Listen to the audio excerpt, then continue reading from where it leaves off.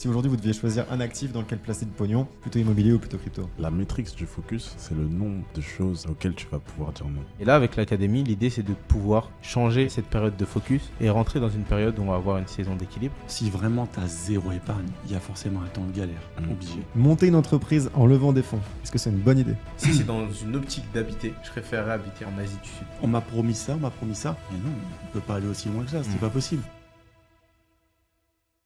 Eh bien bonjour à tous et bienvenue sur ce nouvel épisode de Hors des Clous. On est avec des super invités aujourd'hui. On est avec Anthony, on est avec Kika. On va vous les présenter dans pas longtemps, mais on va commencer par un petit jeu parce que je veux directement faire en sorte de mettre de l'animation dans ce podcast. Donc avant même que vous puissiez vous présenter, on va se faire un petit tu préfères si vous voulez bien. L'idée est assez simple. En fait, on va vous poser du coup deux alternatives et vous devez choisir l'alternative qui vous correspond le plus.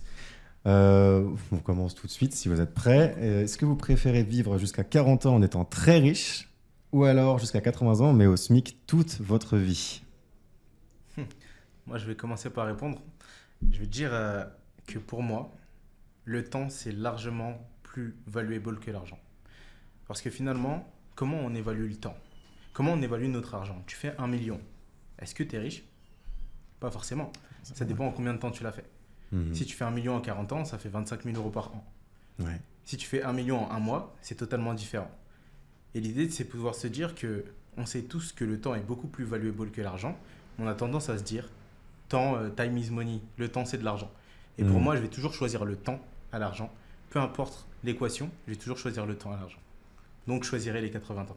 Ouais, il te fait galérer, Kia, parce que là, il te fait une super réponse. Attends, je vais vous poser une question. 80 ans au SMIC?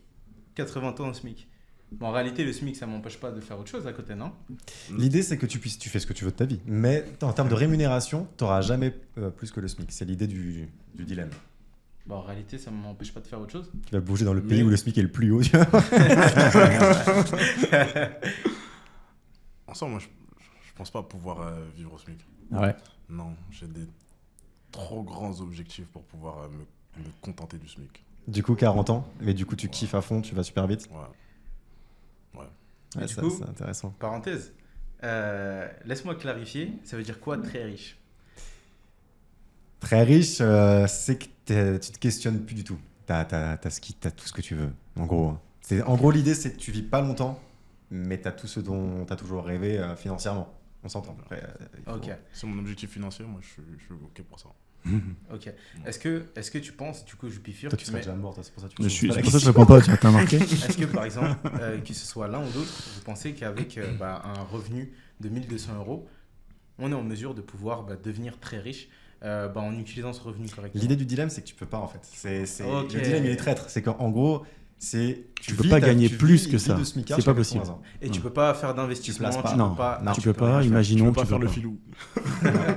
Tu dois te contenter de la somme que tu as tu et dois tu te peux contenter. pas du tout l'investir, tu peux rien faire pour l'augmenter. Tu peux pas te dire tiens sur le côté je vais bosser, je vais faire des trucs à côté, des missions, des machins. Non, c'est pas possible. Ok. Tu peux faire des trucs bénévoles, Wow. autant que tu veux. Mais en termes de rémunération, tu vas devoir avoir le train de vie d'un smicard tout le long de ta life. Après, c'est tu peux incroyable, hein. vendre. Tu peux vendre contre des services. Ah, vous compliquez ma question, les gars. Tu peux vendre du service contre du service en réalité. Et en soi, l'argent, si on parle d'argent. Ouais, là c'est du troc de service, tu veux dire, c'est ça. Si on parle d'argent physique, en soi, ça aura bientôt plus de valeur. Bon, vous m'emmerdez là. Mais effectivement, il y a pas même avec ce dilemme-là, on peut essayer de trouver des deals comme ça où en fait juste tu changes de monnaie, quoi. C'est ça. Ouais, pas de souci. Ouais, En soi, carrément. tu reviens à l'essence même, Ouais, à l'essence même des échanges. ouais, c'est vrai. Bon, bah, fais chier, quoi. Je me suis- Bon, bah, deuxième question. Attends, avant de poser cette question, justement, c'est une question que j'avais vu une vidéo d'un mec. Alors là, ça n'a rien à voir avec l'argent, mais c'est une question, j'ai pas trouvé de réponse au jour d'aujourd'hui. C'est imaginez une société où, en fait, vous êtes certain de ne pas mourir. Alors, vous pouvez toujours mourir écrasé par un bus, c'est évidemment, mais vous ne mourrez pas de maladie, c'est certain. Vous n'aurez pas de cancer, vous n'aurez pas de crise cardiaque, mais par contre, tout le monde sait qu'on meurt à 75 ans.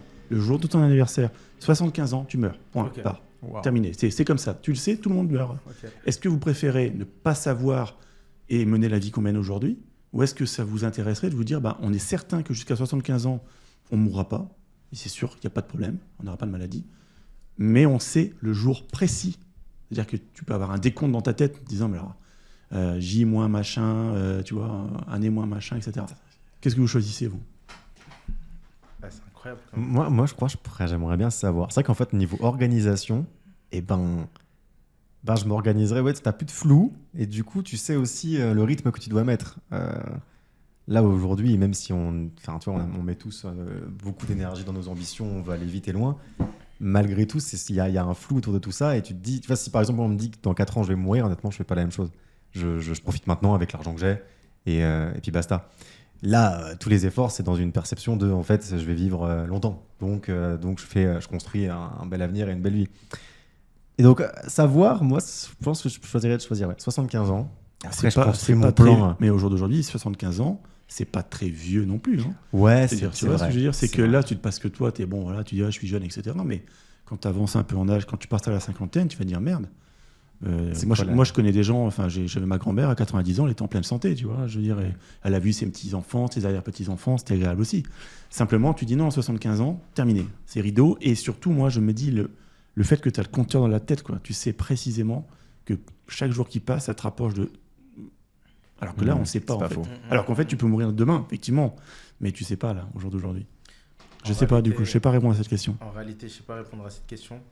Parce que finalement, cette pendule au-dessus de ta tête, c'est une épée Damoclès assez impressionnante. Est-ce que tu as envie de le savoir?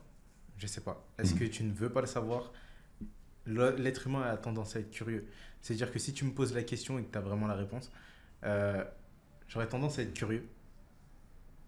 De savoir le jour de ma mort, j'aurais tendance à être curieux. Ouais, moi aussi. Mais d'un autre côté, est-ce que j'ai vraiment envie de le savoir? Je ne sais pas. Et imaginez un peu, en avançant dans l'âge, quand vous passez par exemple la soixantaine, imaginez, vous prenez votre retraite, etc. Mais est-ce que tu peux vraiment profiter en te disant, je sais que par exemple, dans 15 ans c'est mort, dans 14 ans c'est fini, dans 13 ans, dans 10 ans, dans 8 ans, il faut profiter, attention, parce que j'ai plus que 8 ans, attention, 8 ans. Tu peux faire un travail sur toi parce qu'en fait, tu peux essayer de t'apaiser par rapport à ça. Ouais, tu es tellement au courant. Ouais, tu peux l'accepter depuis très longtemps en arrière. En fait. Tu es en mode, bon, voilà, c'est ma date de péremption. C'est comme ça.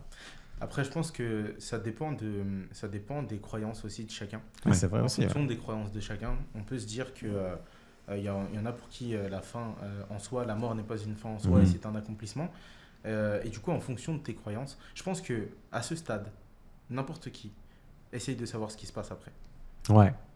Je pense que n'importe qui essaye de vraiment se questionner profondément sur ce qui se passe après. Parce que en réalité, aujourd'hui, on n'a pas réellement de connaissances, ou en tout cas, on n'a pas vraiment pour tous le besoin de pouvoir savoir ce qui se passe après. Ouais. Il y en a pour qui c'est conscient, c'est quelque chose qui fait partie de leur quotidien, et pour d'autres, c'est pas forcément quelque chose à quoi on pense. Et l'idée, c'est que je pense que n'importe qui, à ce moment-là, se demande qu'est-ce qui se passe après. Ouais, c'est vrai. Ouais. Dès lors que c'est un cheminement et que c'est presque un plan d'action, tu te dis, bah ouais, en fait, du coup, les suites, c'est quoi? Ouais, c'est vrai que ça... Mais pourtant, c'est un peu bête parce que finalement, on sait tous que ça va arriver. On sait tous que ça va arriver. Alors, est-ce qu'on préfère vivre dans le déni finalement, en fait? Comme pour beaucoup de choses d'ailleurs. Dès qu'il y a des problèmes, on sait qu'il y aura des problèmes, mais on préfère vivre dans le déni. Dites-nous dans les commentaires, les gars, votre avis sur la question. Ça, c'est pour le référencement, ça. C'est à ça que ça sert les grands dilemmes pour que tout le monde donne son avis. En soi, moi, je pense que je préférerais ne pas savoir. Pas parce que j'ai pas envie de savoir quand est-ce que je vais mourir ou quoi que ce soit, parce que ça me ferait peur. Mais plus pour... En fait, si je me dis que je peux mourir l'année prochaine, potentiellement, je pense que je me donnerais plus sur...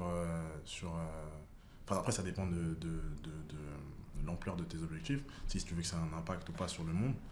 Mais je pense que l'intensité de tes efforts, elle sera différente. Que si tu sais que dans tous les cas, tu meurs à 75 ans. Ouais. À quoi bon? C'est un peu ça. L'année prochaine, de toute façon, il me reste encore 50 ans. C'est vrai que ça devient trop rationnel. ça rationalise trop ta vie, en fait. Ouais. C'est une horreur. Dans 50 ans. Bah, je me retire, je change d'avis, les gars, vous m'avez convaincu. C'était quoi ton avis initialement? Ouais, mais c'est qu'effectivement, au moins, tu peux t'organiser. Moi, je suis en mode 75 ans, tu t'organises et du coup, tu sais très bien où tourner par rapport à tes objectifs. Enfin, c'était mon postulat de base, mais c'est vrai que non, en fait, c'est invivable, tu deviens un robot. C'est pas spontané, effectivement. D'arriver à 60 balais, tu commences à dire, ah, ça y est, bientôt la fin. Alors que le fait qu'il y ait du doute, ça t'évoque des questions aussi. Tu parlais de croyance tout à l'heure, effectivement. Il y a un cheminement de vie aussi qui est intéressant à ce niveau-là. C'est qu'en fait, quand tu t'approches d'un âge où tu sens que tu fatigues et, enfin, bref, que entre guillemets, la fin est plus proche, ben, tu t'ouvres aussi l'esprit, tu te poses des questions. Il y a pas mal de gens qui deviennent spirituels à ce moment-là de leur vie. Et en fait, c'est un cheminement qui, enfin, j'imagine, est sain et est intéressant à vivre, en fait, de s'approcher de ça, de ne pas savoir, et du coup de se questionner et d'évoluer dans ce sens-là. Donc, non, vous m'avez convaincu, les gars.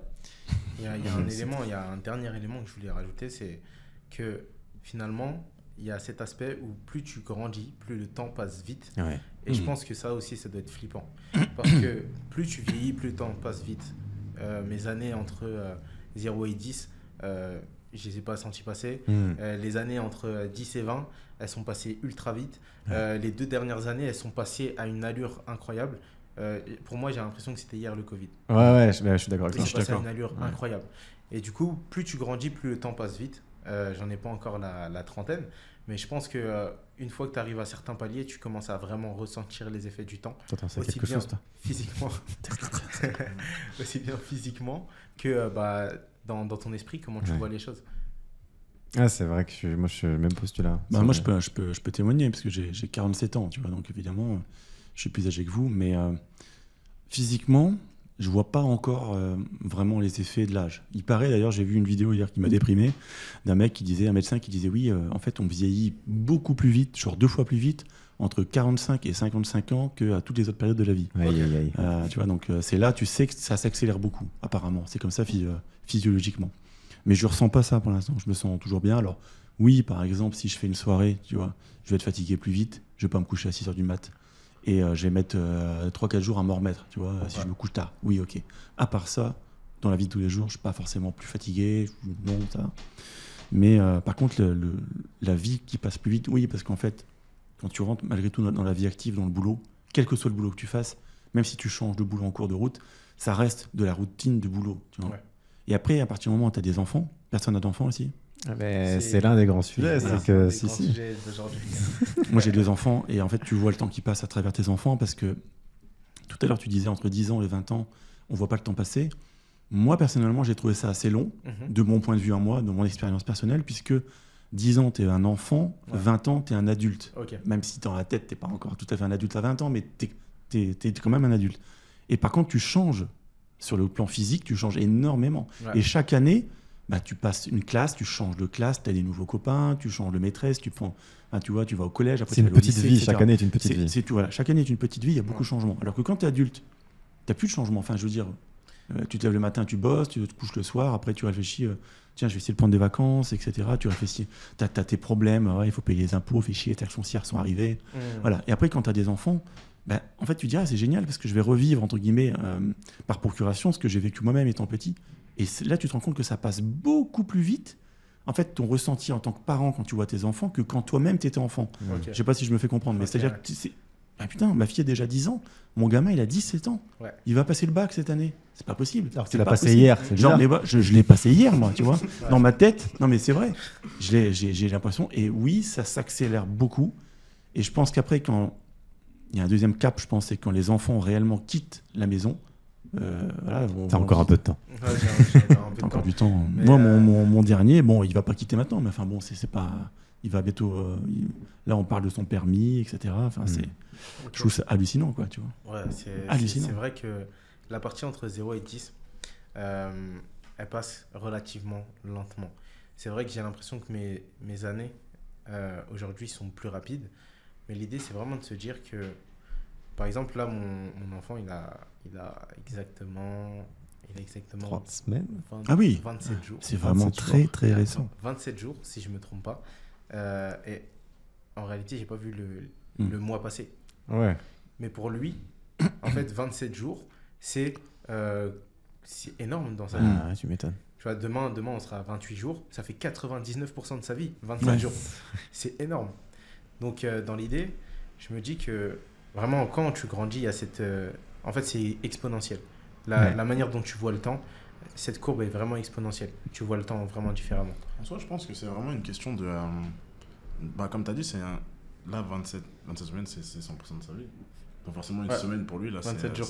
27 jours, pardon.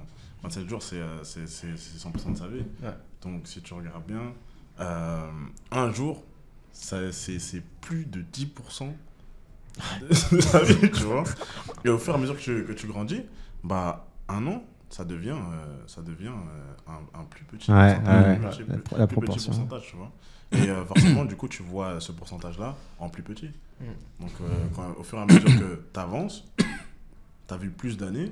Donc, quand tu vas voir une année passée, ça va représenter moins que les 10 ans passés qui sont. Les 10 ans que tu as pu passer avant. Tu vois. Donc, je pense que c'est vraiment proportionnel à l'âge, en fait. C'est une question de pourcentage. Qu'est-ce que ça représente pour toi actuellement? C'est ça. Ils sont en train de faire partir en couille mon tu préfères, mais Bon, allez, on passe à la question suivante, sinon on va passer des heures là-dessus. crypto-monnaie ou immobilier? Ou aucun des deux, hein. Ça peut, si jamais vraiment, c'est pas. Mais si aujourd'hui vous deviez choisir un actif dans lequel placer du pognon, plutôt immobilier ou plutôt crypto? Immobilier. Immobilier. Immobilier aussi. Ouais. Vous avez essayé les deux. Enfin, vous avez déjà investi en crypto aussi. C'était vraiment un essai. Ouais. On peut vraiment appeler ça un essai. Il n'y avait vraiment aucune intention derrière. C'était vraiment un essai. Mais c'est vrai que je pense que je suis un peu un dinosaure. Par exemple, ce que j'aime, moi, c'est le contact humain, échanger, Ouais. etc. Et quand tu me parles de crypto-monnaie, pour moi, c'est encore très abstrait. Pourtant, il peut m'en parler, il a des investissements, etc. Mais c'est très, très, très abstrait pour moi, tout ce qui est crypto. Et finalement, tu as un lot, tu l'as acheté, le lot, il tourne. En fonction du type de location que tu mets en place, en fonction du type de business que tu mets en place, est-ce que tu veux être marchand de biens, est-ce que tu veux mettre en location, peu importe ce que tu fais, mais en tout cas, tu as du contact. T'as du contact et tu sais comment ça se passe. Ouais, je comprends. Tu vois, moi, la crypto, c'est quelque chose. Mais la bourse, du coup, tu le mets dans le même niveau. Je le mets dans le même niveau. Ouais, c'est trop impalpable pour toi, c'est trop. C'est trop Ah, je comprends grave. Toi, Kika? Moi, en fait, j'apprécie la mentalité qu'il y a dans la sphère crypto et même l'essence, en fait, d'où ça vient. Mais si on me demande de choisir entre l'immobilier et la crypto-monnaie, de façon totalement partielle, je choisirais l'immobilier. Ouais. Parce que forcément, je connais plus de millionnaires dans l'immobilier, plus de millionnaires, milliardaires qui viennent de l'immobilier que de la crypto-monnaie. Ouais, donc c'est un meilleur indicateur de confiance. Et puis les millionnaires crypto, c'est pas mal souvent de la chance dans le truc. Pour faire 1 million en full crypto, c'est pas mal de chance. Qui all-in sur le Solana et oh putain, ça se passe bien. Super. Tu vois, qui all-in sur du Dodge ou quoi que ce soit, c'est que de l'immobilier. En soi, c'est depuis des années-lumière. C'est vrai que ça prend une forme qui peut être plus amusante. Effectivement, dans l'IMO, comme tu dis, il y a plein de trucs. Tu peux faire des restaurants et faire un business en IMO. Tu peux faire à courte durée, longue durée. Tu peux faire tout un tas de trucs, des places de parking. Enfin, c'est un jeu, quoi. Tu joues au Monopoly dans la vraie vie, quoi. En soi, dans la sphère crypto aussi, tu peux faire pas mal de choses. Il n'y a pas que l'investissement. C'est vrai. Je m'y connais pas assez en fait en crypto, peut-être pour en parler correctement. Mais il n'y a pas que l'investissement, tu vois. Tu peux créer des boîtes dans la crypto, tu peux créer des écosystèmes, tu peux tout simplement apporter ta pierre à l'édifice, tout comme tu peux le faire dans l'entrepreneuriat classique, mais dans le monde 3.0. Ouais, c'est vrai. Tu peux monter des projets. Ce qui fait peur, c'est l'encadrement crypto. Enfin, tu vois, une boîte crypto en France, l'encadrement, l'ensemble des lois anti-crypto, enfin, pareil, je vois ça d'un œil. Et je me dis, putain, déjà qu'on est emmerdé sur des business tradis, mais alors sur des business tech comme ça, tu te confrontes à tout un tas de lois à la con qui peuvent vraiment te faire chier, quoi. Mais en ça, il y a des projets qui sont super intéressants dans la crypto space. Des boîtes qui sont super intéressantes. Tu as des boîtes qui mélangent l'immobilier à tout simplement tout ce qui va être dématérialisé. Et du coup, c'est régi par des blockchains, etc. C'est quand même impressionnant ce qu'ils font. T'as investi du coup toi, un petit peu dans des cryptos ou tu t'es intéressé à la thématique, j'ai l'impression déjà plus que nous en tout cas. Franchement, j'ai eu une grosse période crypto où je me suis vraiment intéressé. J'ai même acheté des formations pour investir, etc. Mais Pas suffisamment longtemps. Hmm. Pas suffisamment longtemps. Du coup, je suis vraiment. En fait, dis-toi, la crypto, j'investis dessus de manière. Enfin, déjà, je fais du DCA.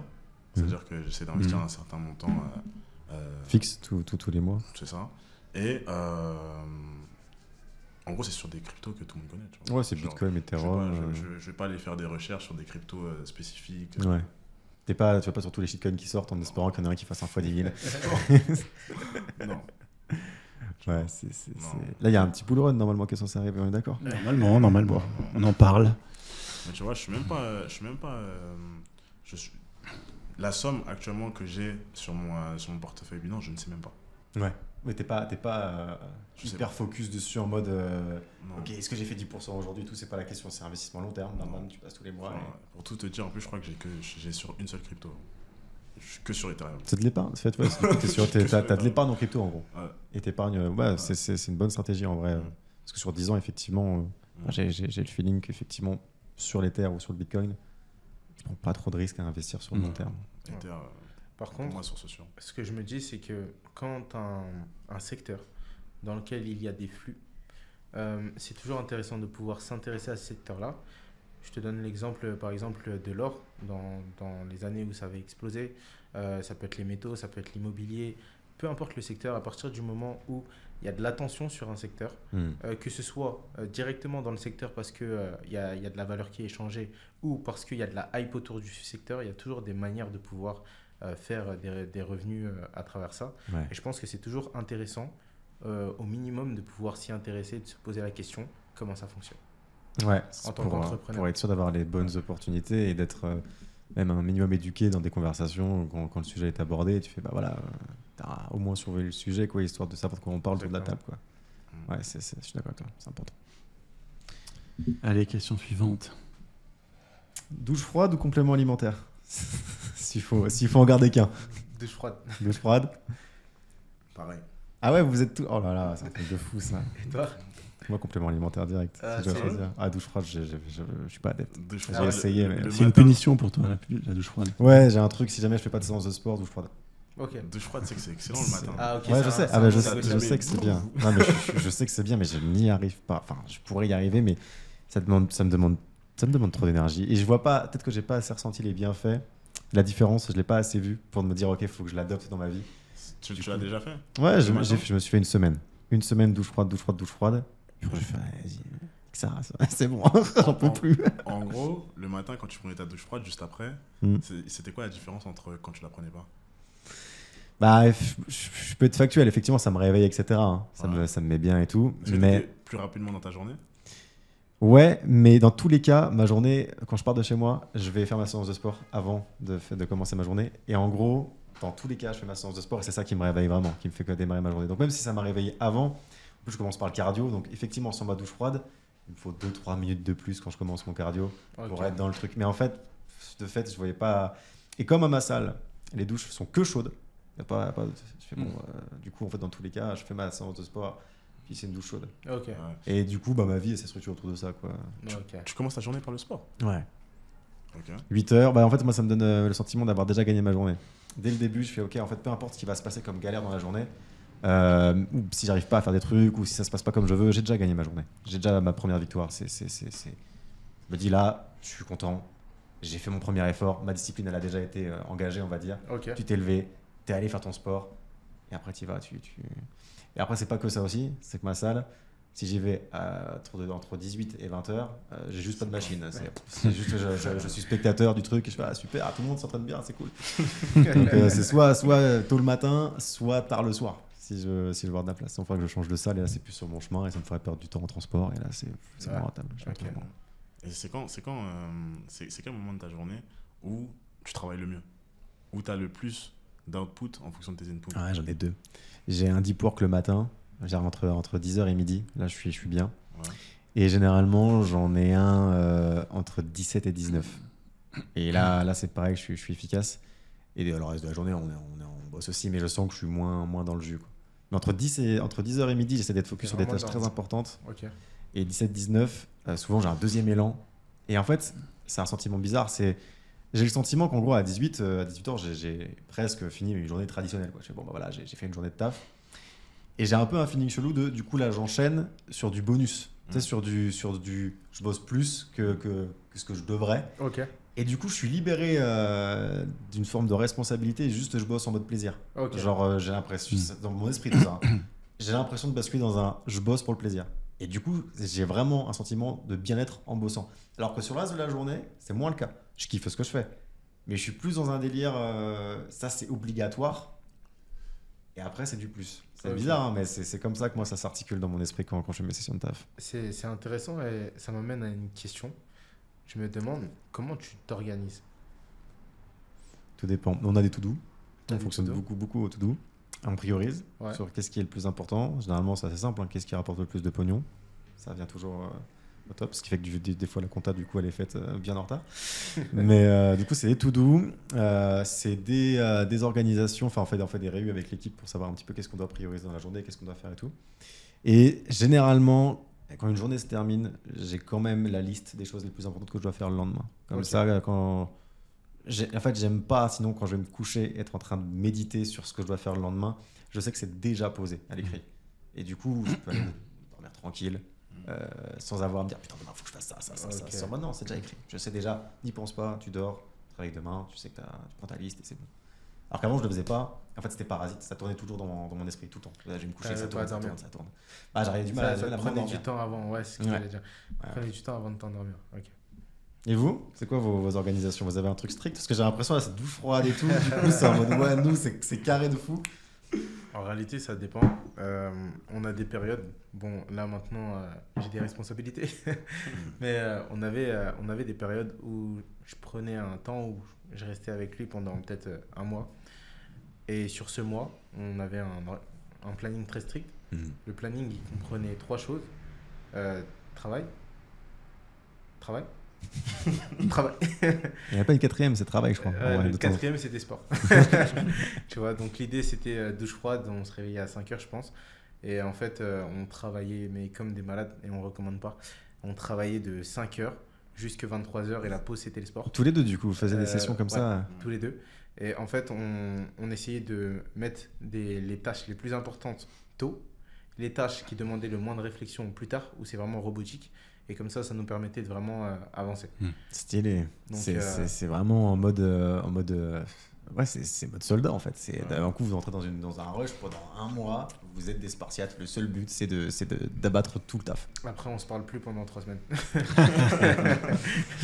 Ouais, c'est vrai que du coup, c'est un mois où vous êtes l'un sur l'autre en fait. Du coup, peut-être il y a un petit côté quand même ras-le-bol quoi. J'ai assez vu sa tronche. C'est bon. Hein. Non, ça, en général, c'était les soirs. Ouais, les soirs. Vers 22h. Ça, arrête de me parler, frère. Les soirs, vers 22, les débats, là, on commençait à se parler en... Ah, vas-y, parle de moi. Ouais, c'est vrai que mais du coup, c'est pas un équilibre. Enfin, vu que tu as dit que tu recommandes pas, c'est pas un équilibre de vie sain sur le long terme. C'est bien pour des sessions, mais... Pour moi, l'équilibre... c'est une saison et c'est même une récompense. Pour moi, l'équilibre, c'est la récompense d'avoir été focus. Ah ouais? Ah d'accord. Par exemple, si je pose la question, que ce soit à Romain, à toi ou à Kika, on a tous eu des périodes dans notre vie où il n'y avait aucune balance, il n'y avait aucun équilibre. Ouais.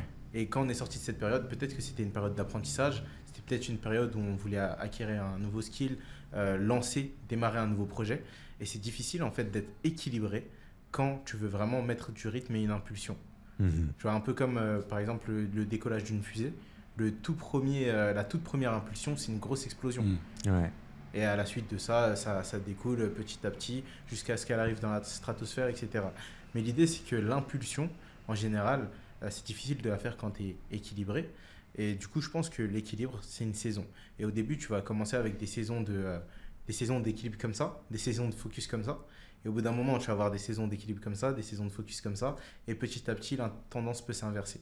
Tu vas avoir des saisons d'équilibre où tu es là et te focus un peu moins pour avoir des outputs qui vont finalement te permettre d'être équilibré. Je capte.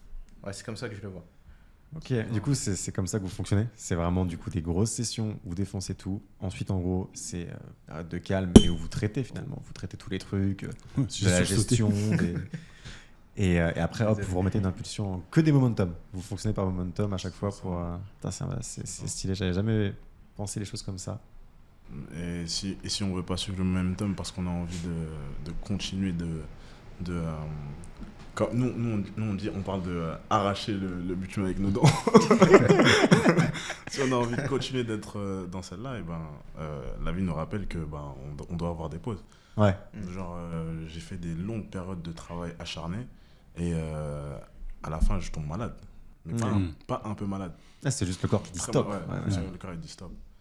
Il dit stop. Mais je pense que c'est nécessaire. C'est nécessaire pour les débuts. Parce qu'il y a pas mal d'entrepreneurs qui font des millions aujourd'hui, qui font du contenu, etc. Et qui vont te dire, ouais, mais t'as besoin d'équilibre, c'est important. Quand toi, t'étais en train de charbonner pour atteindre la situation que t'as aujourd'hui, est-ce que t'avais un équilibre? Non, c'est l'intensité. Mais t'as raison, je pense que l'équilibre, il vient dans un second temps. C'est ça. Tu peux pas arriver à l'équilibre sans avoir effectivement tout donné dans un premier temps, quoi. Faut que tu saignes un peu, quoi, sur le chemin. Et un côté, ça se mérite, quoi. Voilà. Effectivement. Et je pense, moi, par exemple, j'ai pas d'application dans mon téléphone. J'ai pas non plus de hobby, à part le sport. Et l'idée, c'est que je vois un peu le sport comme le business comme un hobby, une passion. Et c'est un peu comme si jouer à un jeu, tu vois, le jeu où tu dois tuer le boss et tu montes, etc. J'ai l'impression de jouer à ce jeu tout le temps et je suis tout le temps sous adrénaline jusqu'au moment où je suis un peu fatigué. Et là, maintenant, bon, c'est différent. Maintenant que j'ai eu quelqu'un qui me rappelle qu'il faut avoir un peu de temps. Et ouais, là, ça change les règles du jeu d'un coup. Ça change les règles du jeu d'un coup. Les gars, vous êtes plutôt solopreneur ou travaillez en équipe?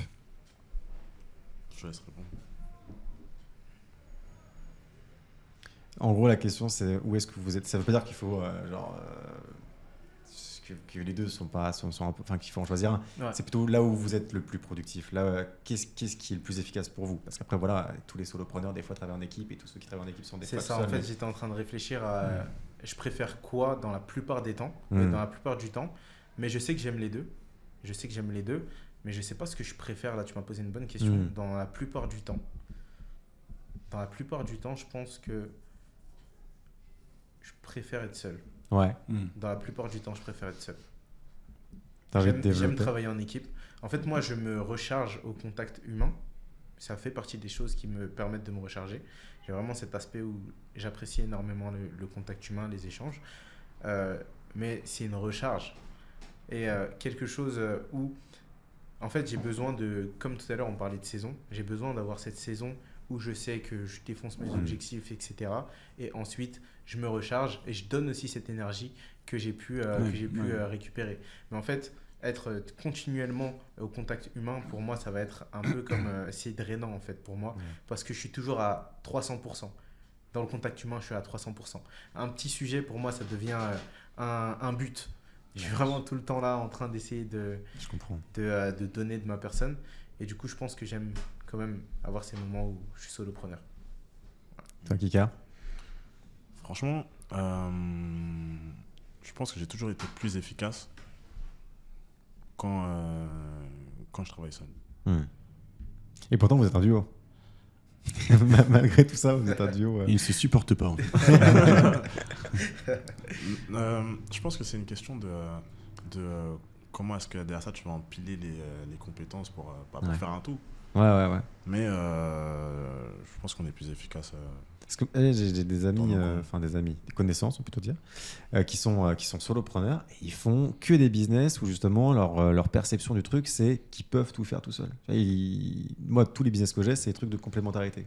Il faut effectivement, comme tu viens d'évoquer, il y a plusieurs compétences nécessaires et donc chacun a son rôle et c'est ce qui fait qu'un tout fonctionne. Mais j'ai des connaissances qui font des business de A à Z, qui sont orientés du coup autour de ce qu'eux ils savent faire. Des fois, ils se forment sur des sujets si jamais il y a des sujets qu'ils ne maîtrisent pas. Et ils veulent surtout pas, ils ont une phobie du truc, non, je veux pas déléguer, je veux pas être avec une équipe, je veux que ça soit mon truc, ça me ressemble et tout. Et qui fonctionnent bien, ils font de l'oseille. Mais effectivement, moi, quand je vois ce qu'ils font, je fais putain, c'est impressionnant. Mais putain, qu'est-ce que moi, ça m'intéresserait pas. Je fais d'être solo dans ton truc. Je fais putain, t'as personne avec qui partager tes victoires, tu vois, il y a le perso. Mais au niveau pro, du coup, tu bâtis tout seul, mais du coup, t'as pas de moment où tu regardes ton business partner et tu fais waouh. Ok. Ce qu'on a fait, c'est stylé. Du coup, je me corrige. je pense avoir mal compris la question. C'est plus, moi, je parlais des périodes de travail.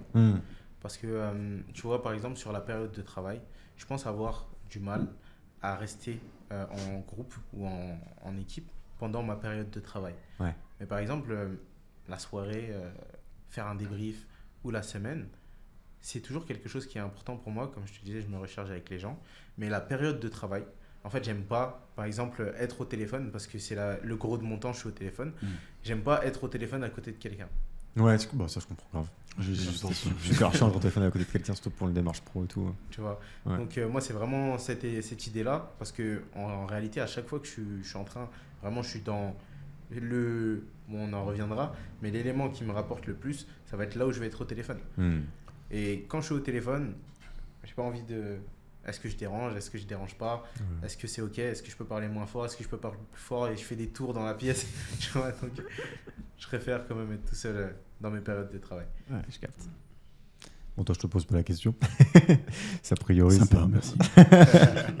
Toi, t'as toujours été en équipe, en tout cas. Non. Non? Oh. Bah, non, mais c'est un petit peu comme, je pense comme vous, c'est-à-dire j'aime bien travailler seul. Tu vois, je suis chez moi, je suis seul. Mais par exemple, j'avais loué un bureau il y a 2 ans.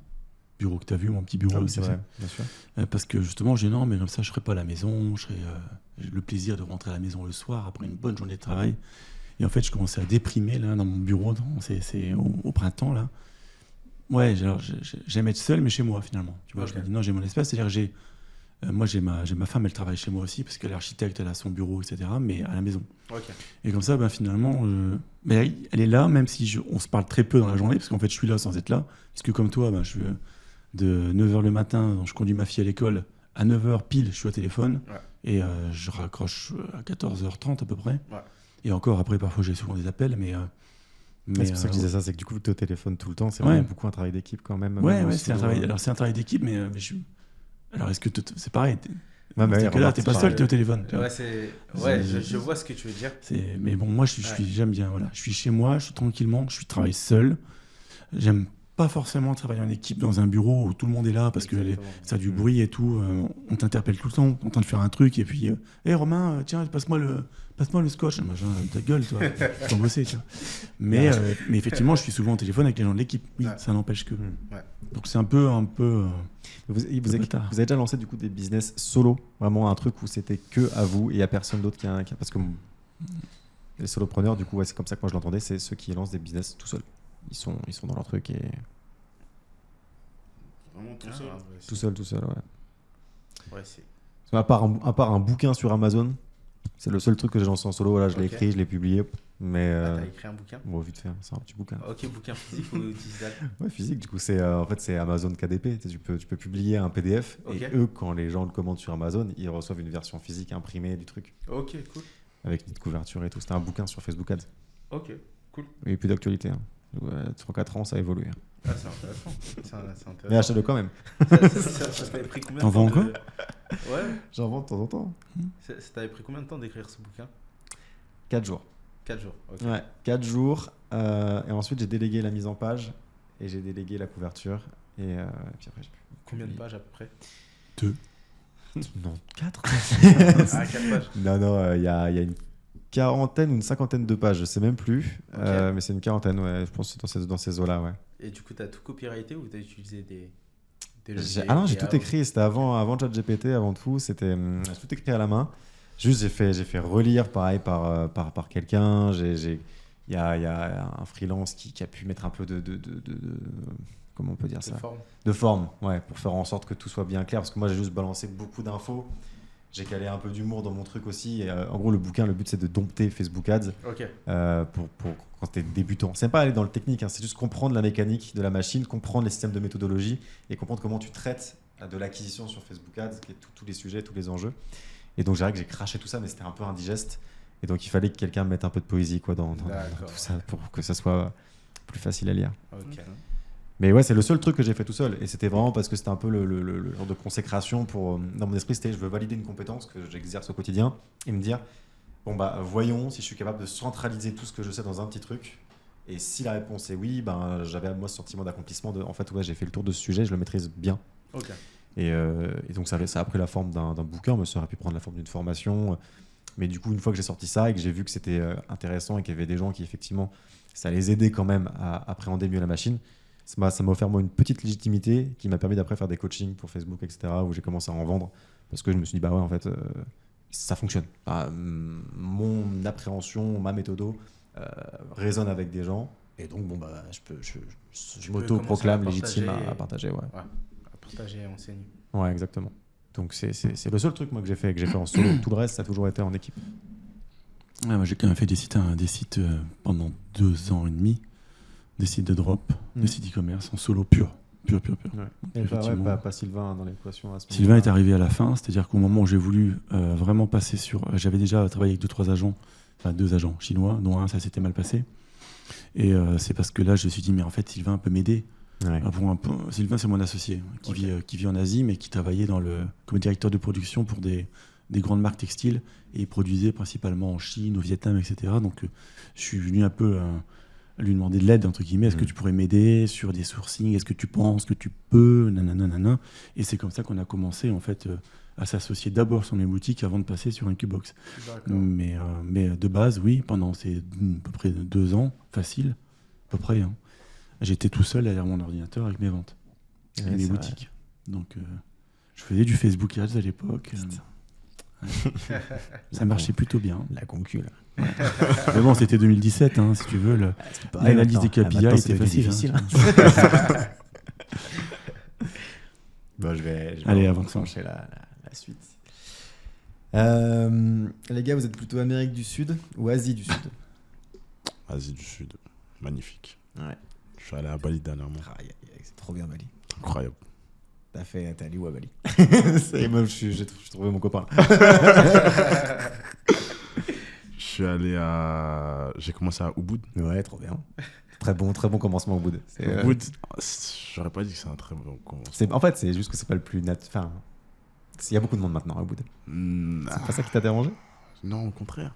Moi, je voulais voir du monde.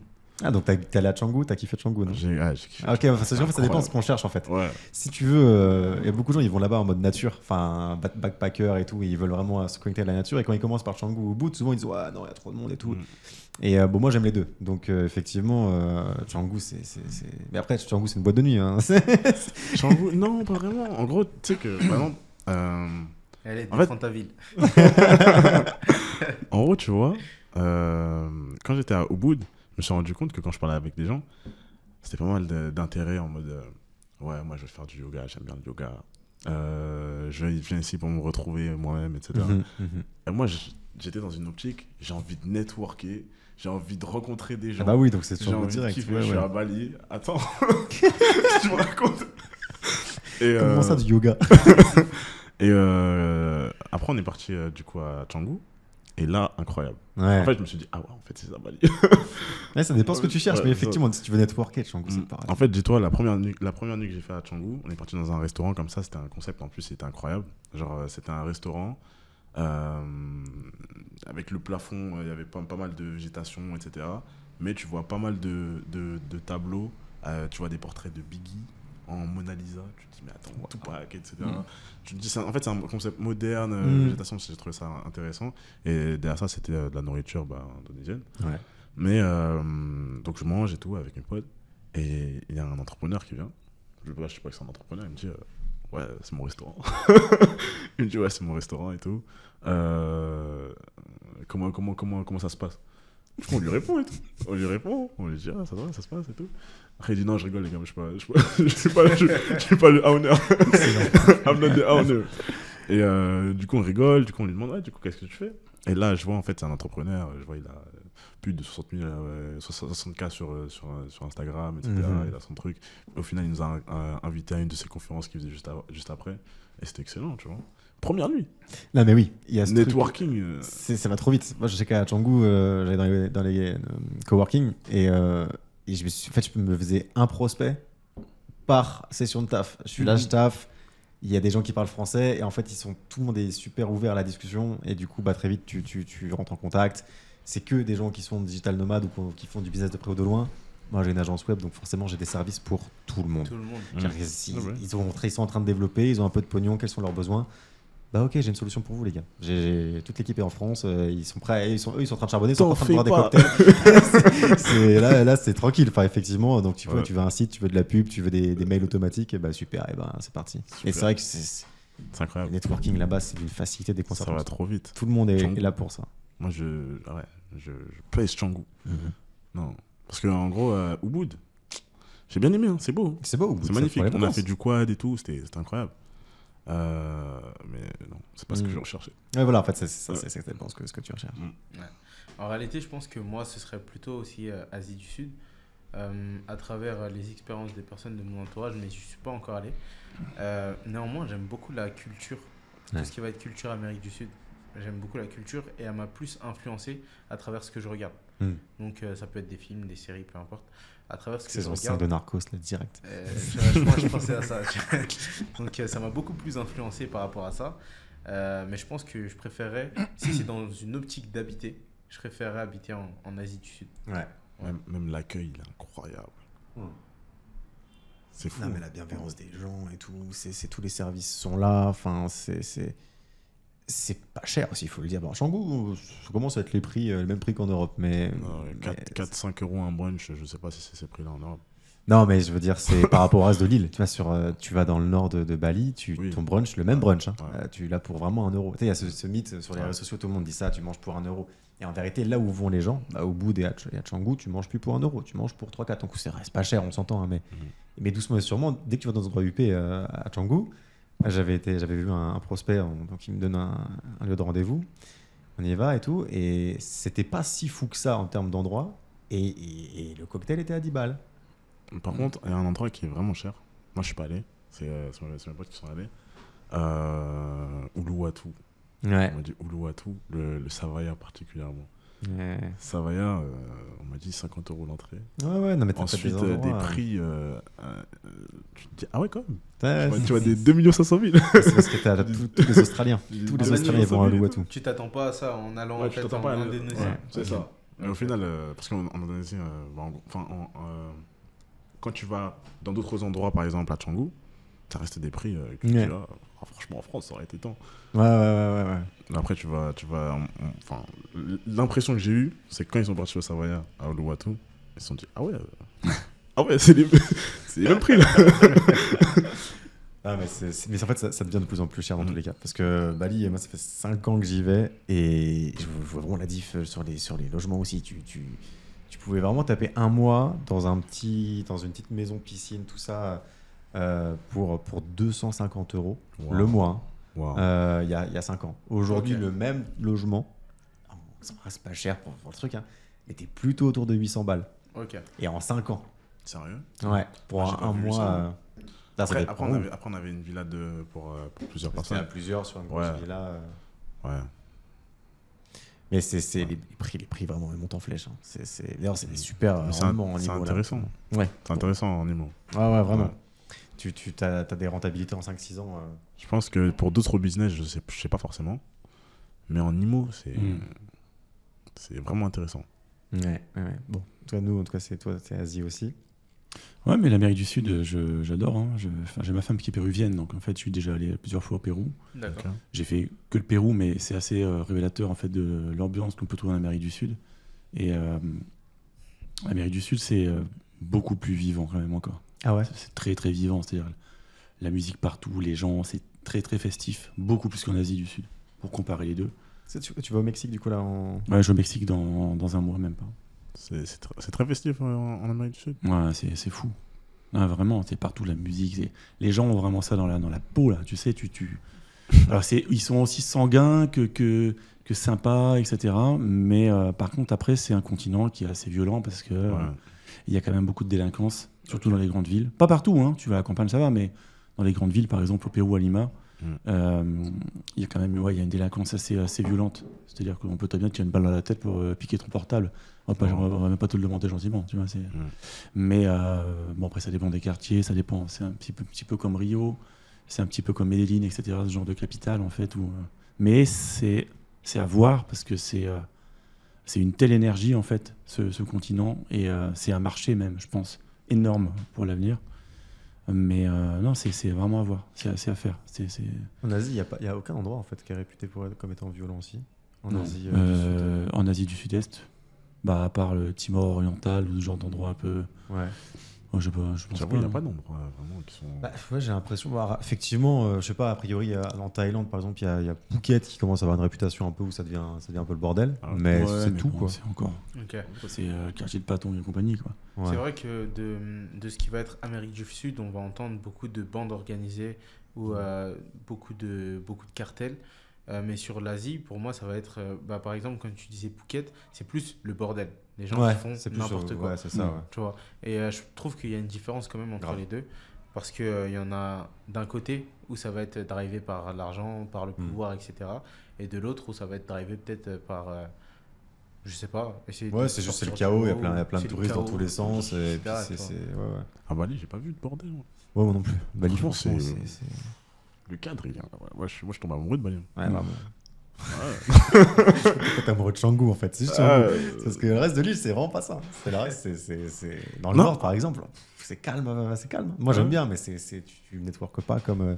Tu vois que des gens effectivement qui veulent faire du yoga et qui veulent trouver la paix dans la jungle. C'est vrai, merci. Ils sont là pour ça. C'est vrai que Canggu, c'est vraiment bien.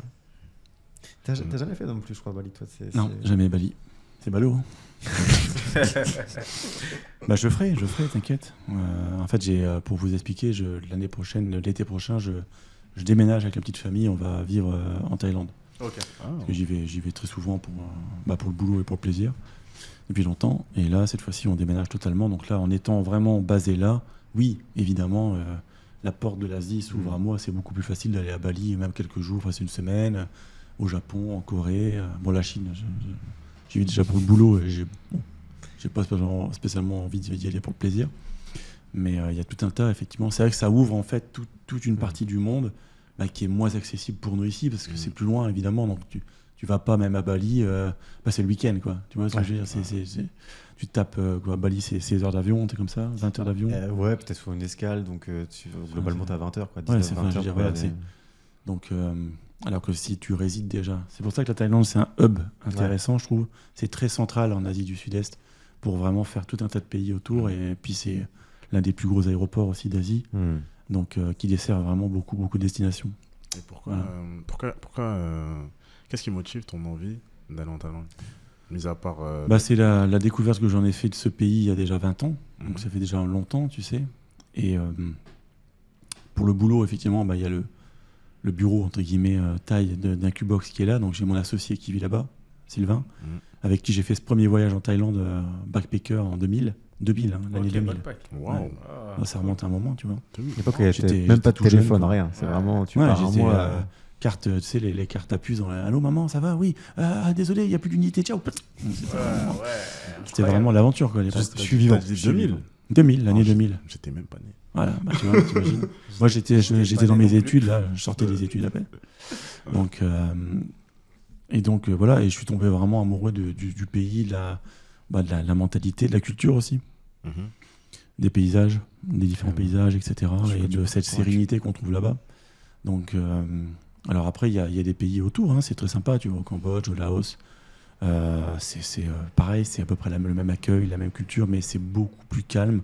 Ce que j'aime bien en fait en Thaïlande, c'est que tu peux trouver la fête, le bordel, tout comme à côté, tu peux trouver justement des îlots de calme, de sérénité. Je trouve beaucoup de choses qui me correspondent vraiment en fait là-bas.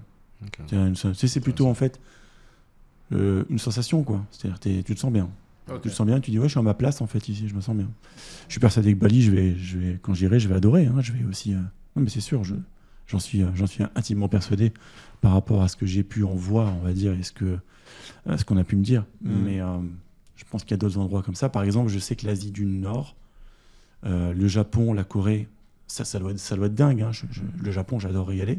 C'est un projet pour dans un futur proche. Mais je sais que je ne voudrais pas y vivre. Parce que justement, il y a cette culture beaucoup plus carrée, froide, stricte.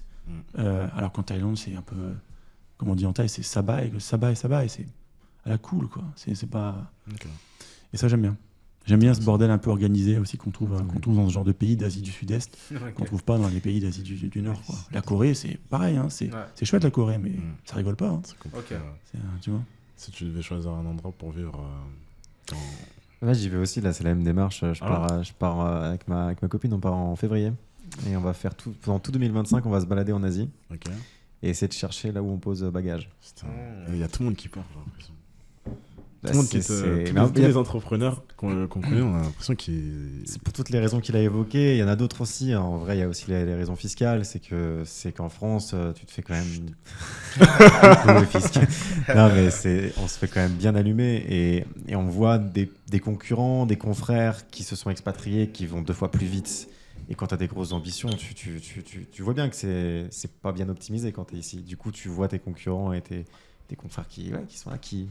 Nous, on n'a pas d'impôt, rien. Quand on se rémunère, c'est tranquille. Enfin, et mine de rien, ça vient jouer. Et j'ai rien contre le fait de payer des impôts, mais en France, sur les entrepreneurs, c'est too much. Et ça devient un vrai frein. Et effectivement, si à la limite, il n'y avait pas...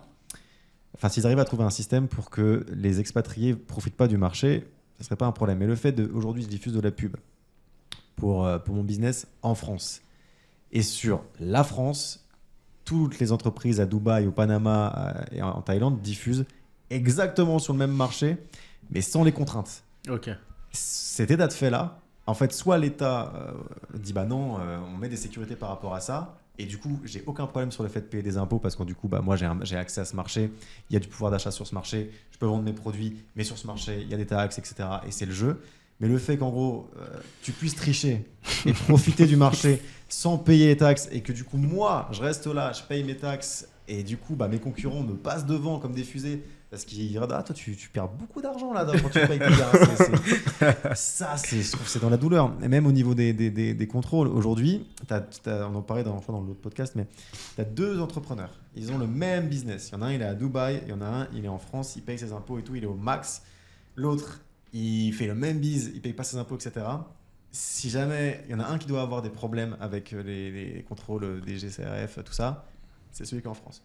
Parce qu'ils peuvent pas contrôler celui qui est à Dubaï. Du coup, même quand tu veux être noble dans ta démarche, dire ouais, non, mais moi je paye tout, je fais les choses bien, je reste au pays, etc. C'est toi qui tombe et qui passe pour en plus l'escroc du coin. Ouais. Et c'est phénoménal. Crache à la gueule. Ça, c'est juste. Ouais. Cet état de fait, ce contexte-là fait que je veux bien payer des impôts, mais pas comme ça. Ah, t'as raison. D'ailleurs, ça m'amène à une question. Ça sort un tout petit peu du cadre. Et ça s'en rapproche en même temps. Selon vous, c'est quoi le plus intéressant entre les revenus ici et les dépenses là? Donc, par exemple, un pays comme Bali, enfin, une ville comme Bali, d'habiter à Bali, dépenses ici, revenus là, ou plutôt le fait de se dire, je déménage par exemple à Londres ou à New York parce que les dépenses vont être là et je suis obligé de monter en termes de revenus. C'est quoi le meilleur deal pour vous? C'est compliqué. Je vois qu'en fait, effectivement, il y a le délire où en gros ça te pousse à l'ambition.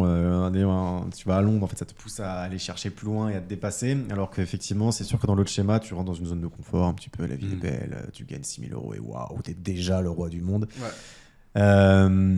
Moi, en fait, c'est plutôt le côté météo, là, en l'occurrence, sur cet exemple-là. C'est que je ne me vois vraiment pas à Londres toute l'année. Mais typiquement, on pourrait essayer de dire peut-être par exemple l'Australie. L'Australie, du coup, il y a la même météo je crois, qu'en Asie du Sud et tout. Ça dépend où. Ouais, j'imagine. Ouais. Je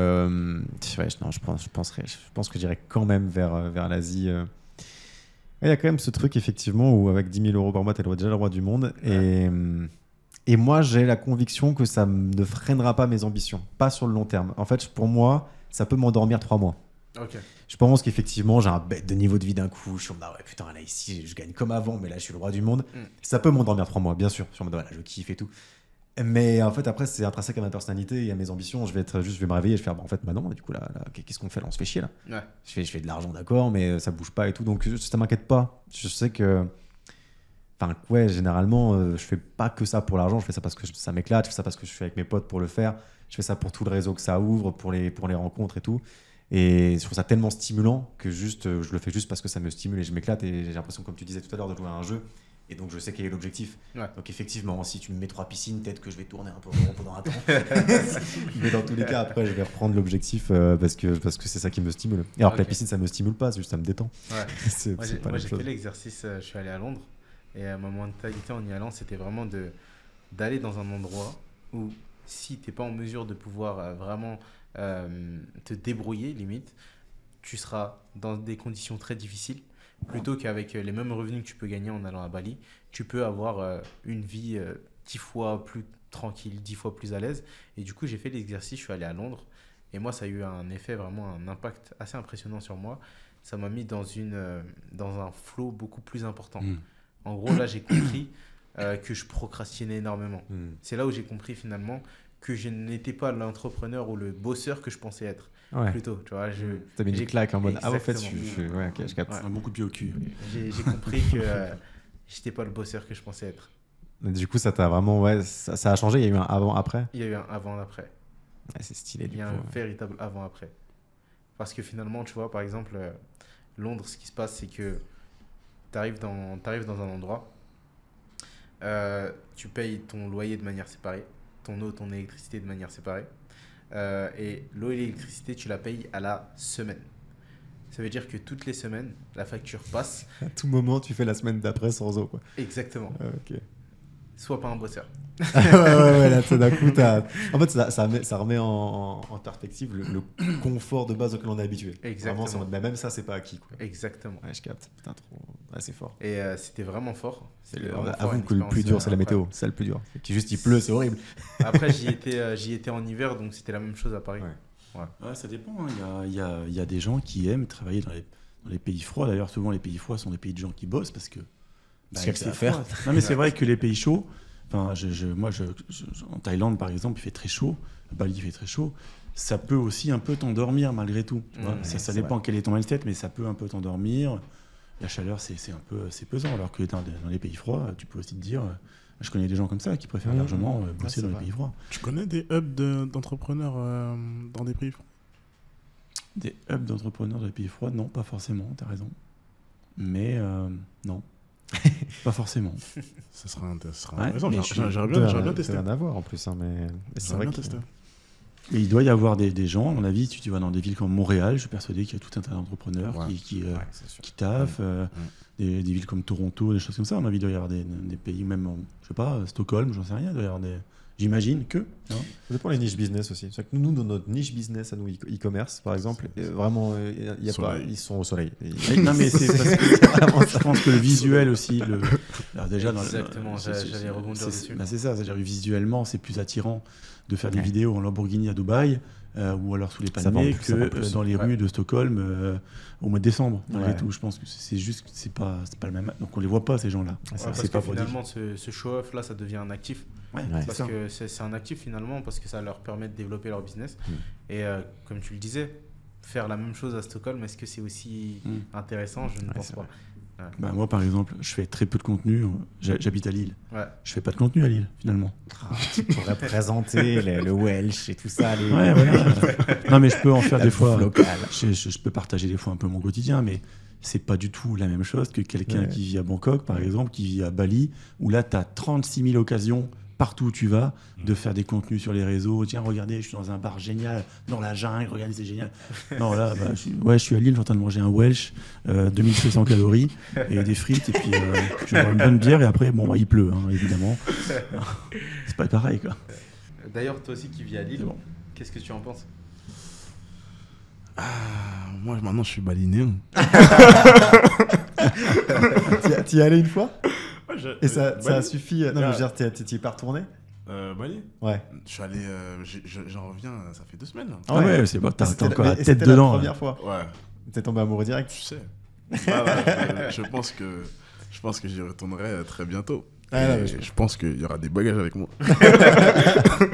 T'as pas été trop affecté justement de ton retour à Lille là? Tu en es à Lille, putain. La dépression directe. C'est le retour en France. Ouais, en général, c'est le retour en France. Déjà à l'aéroport. Tu sais que les mentalités ne sont pas les mêmes, c'est incroyable. Ouais. Je le savais, mais je m'en suis rendu compte. Mais même l'aéroport, effectivement, comme tu dis, à l'aéroport, tu vois l'accueil, tu fais, mais attends, c'est une tension là. Tu sais que, en gros, tu te rends compte à quel point les Français sont aigris. Et puis, du coup, tu deviens aigri par rapport à ça. C'est vrai. Et du coup, tu vois, tu te dis, putain, qu'est-ce que je fais là? C'est vrai, non, mais c'est trop ça. Mais c'est pour ça, des retours quand tu viens. Je tu vois, viens c'est dire, bon. vas-y, tu reviens. Tu me regardes Moi, tout à l'heure. à chaque fois, ça me déprime un peu, ouais. Je fais, putain, vraiment, ouais, il y a une ambiance de merde, en fait. C'est un peu douloureux. Franchement, comme j'ai dit, il y a de plus en plus d'entrepreneurs français, en tout cas dans nos entourages, qui vont en Thaïlande, à Bali. Et je pense que on est partout. Il y a dans les grandes capitales du monde entier, tu verras des entrepreneurs français. Mais tu sais, c'est kiffant en plus de voir ça. C'est kiffant de voir ça.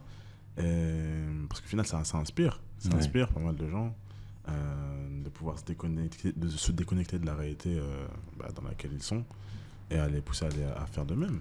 Et franchement, moi je le disais, Anthony, 2025, là, faut qu'on se casse, mec. Là, on est en train de travailler au corps nos femmes, là. On travaille au corps nos En fait, femmes. c'est quand même un peu triste quand on fait le bilan, finalement. Bah, que Tu vois, tout le monde, c'est-à-dire dès que tu tout veux le monde a envie de te entreprendre, barrer, quoi. Ah, vite. Même moi, je suis le premier. Je suis le premier à dire ça depuis longtemps, d'ailleurs. Mais je trouve ça triste parce qu'au final, on vit quand même dans un beau pays, enfin la France, tu vois. Tellement de gens qui rêveraient d'aller en France.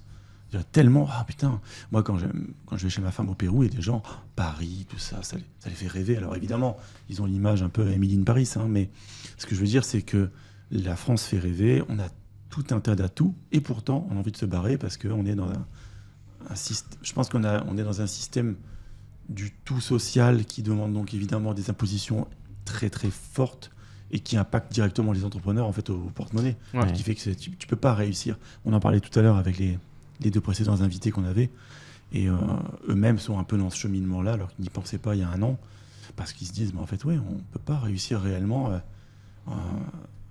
dans ce métier si on reste ici, en fait. C'est presque, j'aime beaucoup la France, mais malheureusement, je veux la quitter, quoi. C'est un peu ça, tu vois. Ouais. Comme tu as dit, tu vois, le contexte écono-social, je trouve qu'il est assez compliqué pour des entrepreneurs aujourd'hui, à part ceux qui sont dans le CAC 40.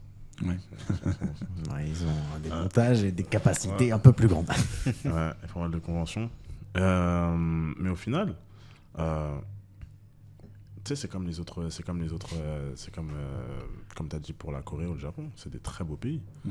Mais ça ne veut pas dire que on a envie de Vivre là-bas. Tu vois. Pour des raisons qui sont différentes. Mais au final, c'est le même output. En réalité, je pense... je t'ai coupé ? Non, c'est bon. Ouais. En réalité, je pense une chose, c'est que en général, la valeur, ou en tout cas ce dont on parlait, le contexte ou le phénomène que la majorité des gens veulent quitter, je pense qu'il y a cet aspect où tu te dis, ce que j'ai pas eu dans le passé, par exemple, on veut être riche, on a toujours été pauvre, on veut être riche, c'est quelque chose d'hyper important pour nous de le faire maintenant. Ou encore, dans le présent, les choses qui paraissent fun. Aujourd'hui, tu vois des jeunes de ton âge qui sont dans des cadres idylliques. Faut se le dire, c'est un beau pays, la France, mais en termes de cadre, c'est pas forcément... on parlait de Lille tout à l'heure, c'est pas forcément the cadre. C'est la meilleure ville du monde. Tu vois. Donc, il y a cet aspect où les choses qui sont fun dans le présent, t'as l'impression que si tu les as pas ou si tu peux pas habiter dans ce genre de cadre aujourd'hui, tu peux te dire, je suis peut-être en retard sur ma génération ou X, Y, Z. Et aussi ce qu'il y a dans le futur. Donc les visions futures. Ouais, j'aimerais avoir tel niveau de vie, telle chose. Et je pense que ça s'explique un peu comme ça, de se dire qu'aujourd'hui, au présent actuellement, les entrepreneurs qui sont dans les niches dans lesquelles nous on évolue, principalement ils vont être sur des pays comme Bali, Dubaï, sur des villes comme Bali, Dubaï, et ça va tourner autour des mêmes villes en réalité. C'est-à-dire que même commune en fait, c'est là-bas qu'on veut aller. Tu vois, même quand on y pense, on pense à ces villes-là. Ouais. Je pense que avant je sais pas comment ça se passait ou quoi que ce soit en Europe, mais je pense que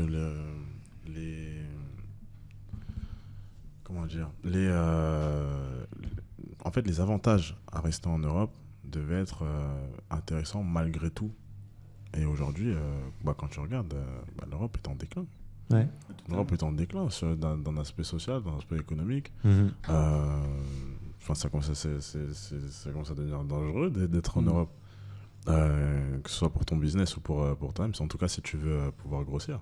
Ouais, tout à fait. C'est effectivement, en fait, ça perd en attractivité. Alors que d'autres trucs, au contraire, sont en train de prendre l'attractivité. L'attractivité, et puis au final, on est des entrepreneurs, on a envie d'être là où les choses se passent.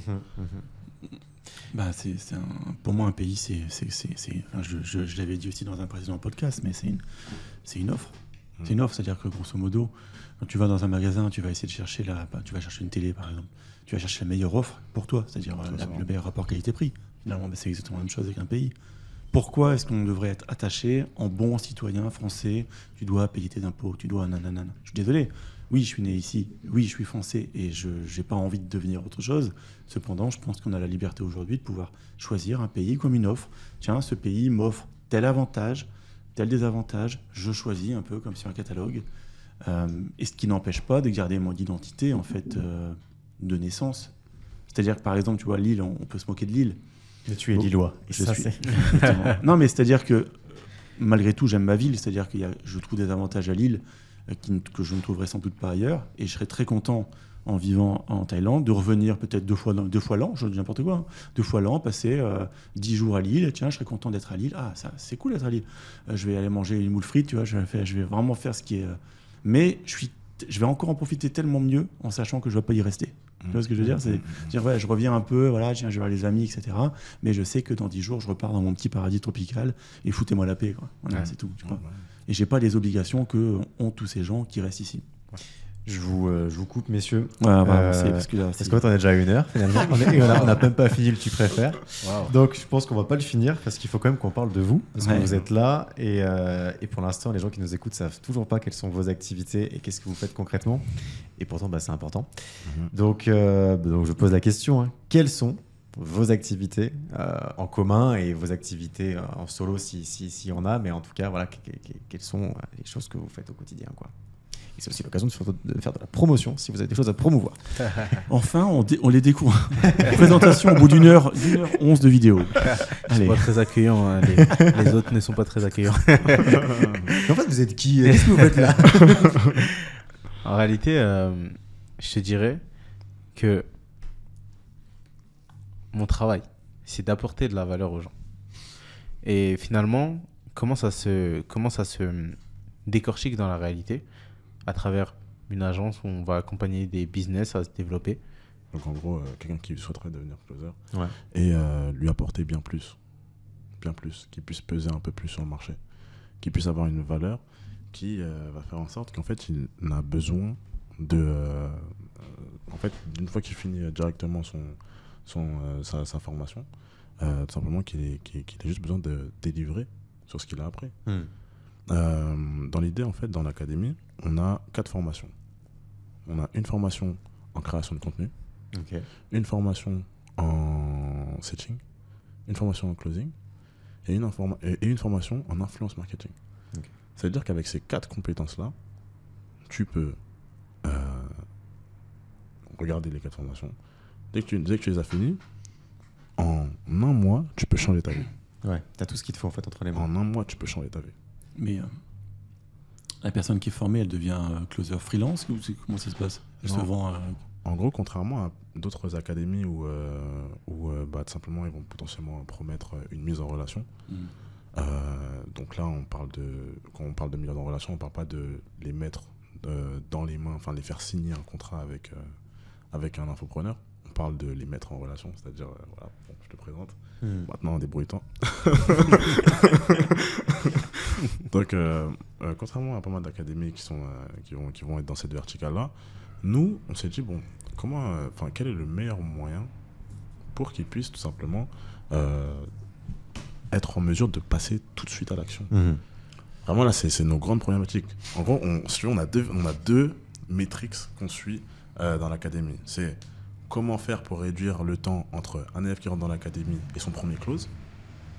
Et la deuxième, c'est comment améliorer la désirabilité de l'académie. Et c'est nos 2 métriques. Si tu veux, c'est nos étoiles polaires. Du coup, le portefeuille de services à vendre, ça fait partie des choses que vous essayez de... Parce que je sais que justement, dans la relation qu'on a, c'est notamment... j'ai une agence qui propose du service, et justement, tu m'as beaucoup questionné sur qu'est-ce qu'on fait exactement et pour quel prix, etc. L'idée, c'est de faire un portefeuille de services, de produits à vendre pour que les gens de l'académie, ils aient plus qu'à piocher dans ce portefeuille et qu'après, du coup, ça fait le premier pilier, ils ont des trucs à vendre, des trucs qualitatifs, etc. Et après, du coup, il faut trouver les gens qui ont besoin de ces services C'est ça. En gros, si tu veux, il y a un monde de vertical. Une fois que tu es entré, tu as suivi la formation. La première, c'est, comme tu as dit, on a plusieurs partenaires, dont Synaria. On a plusieurs partenaires donc, à disposition. Mais après, tu vois, dans l'idée, pour qu'un closer puisse, pour qu'on puisse lui confier des leads, parce qu'en général, lorsqu'on a des partenaires, ils ont leurs propres leads, donc ils peuvent potentiellement nous les transmettre. Mais pour qu'on puisse mettre un closer dessus, il faut qu'il puisse avoir... faut que nos partenaires puissent avoir confiance en ce closer. Bien sûr, ouais. Et donc, il faut qu'il ait déjà un background. Et tu sais, c'est comme, c'est le même paradoxe que quand tu vas vouloir rentrer sur le marché du travail dans le salariat. Il faut de l'expérience. Il faut de l'expérience. C'est ce que tout le monde me dit. Mais j'ai bien cherché l'expérience. Tu vois? Mais allez la chercher ailleurs et puis revenez. Tu vois? Et donc, du coup, nous, on s'est dit, bon, en réalité, on va vous apprendre à tirer des leads dans un premier temps. Puis ensuite, on va vous faire intégrer nos forces de vente. Par contre, on va pas prendre n'importe qui déjà dans un premier temps. C'est-à-dire que dans l'entonnoir, en haut, les gens qui vont pouvoir rentrer dans l'académie, ils vont passer par un entretien de motivation.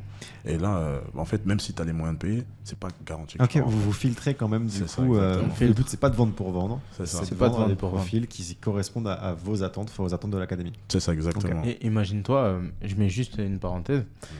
Imagine-toi que tu puisses de zéro, avec aucune connaissance technique, aucune connaissance préalable, passer de zéro à une activité qui te permette de générer des revenus mensuels, qui te permettent de quitter ton travail. Comment? Synaria a des services. Aujourd'hui, ils peuvent te proposer de pouvoir être un apporteur d'affaires. Et finalement, un apporteur d'affaires, c'est quoi? C'est une personne qui va se dépatouiller de toutes les manières possibles pour ramener un client et être payé à la commission.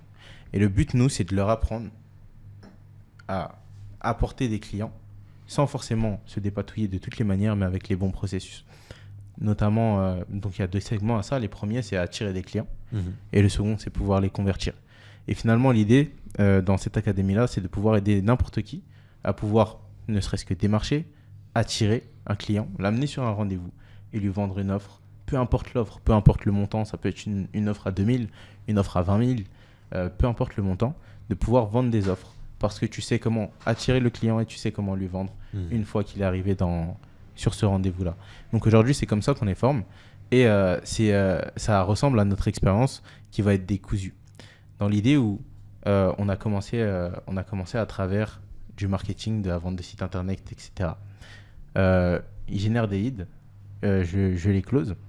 Et à la suite de ça, on se rend compte que, et c'est une problématique qui était intéressante, c'est à la suite de ça, on se rend compte que le fait de pouvoir avoir un client et de pouvoir délivrer sur son projet, ça te rend... C'est un peu comme si tu avais laissé ton travail pour pouvoir avoir plusieurs travails où tous les clients sont tes boss finalement parce que tu fonctionnes à leur temps, à leur stock, à leur disponibilité, etc.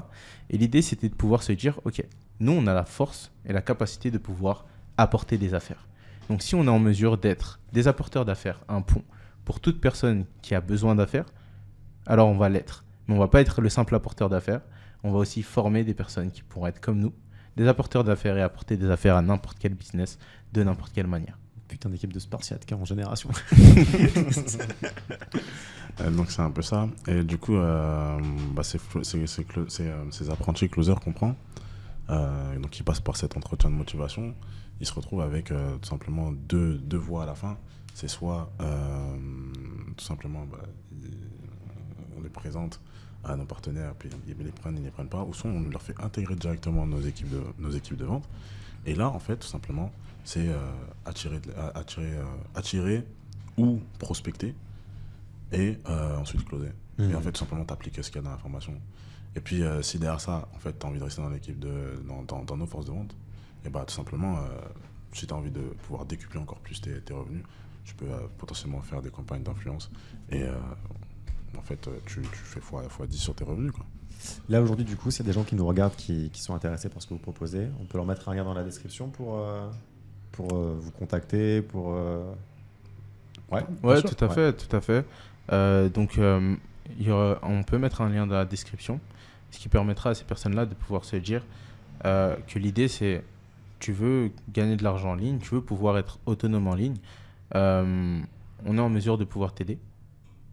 Il faudra passer par un entretien de motivation dans lequel on va comprendre déjà quelles sont tes motivations et tes aptitudes. Et à partir de là, l'idée, c'est que tu rentres avec nous et on te change, on te transforme finalement en une personne. On te lave le cerveau. Parce que finalement, il y a 4 manières de pouvoir développer un business. Génération de leads. Une fois que tu as généré des leads, convertir les leads. Une fois que tu as converti les leads qui sont devenus maintenant des clients, de pouvoir leur proposer quelque chose de supplémentaire ou de plus cher. Et ensuite, de mettre une offre de continuité. Donc l'idée, c'est que si vous voulez être en mesure de pouvoir apprendre à attirer des leads et à pouvoir les convertir, peu importe le montant de l'offre que vous voulez vendre, on est en mesure de pouvoir vous aider pour ça. Et on va mettre un lien dans la bio qui vous donnera un peu plus d'informations sur tout ça. Super.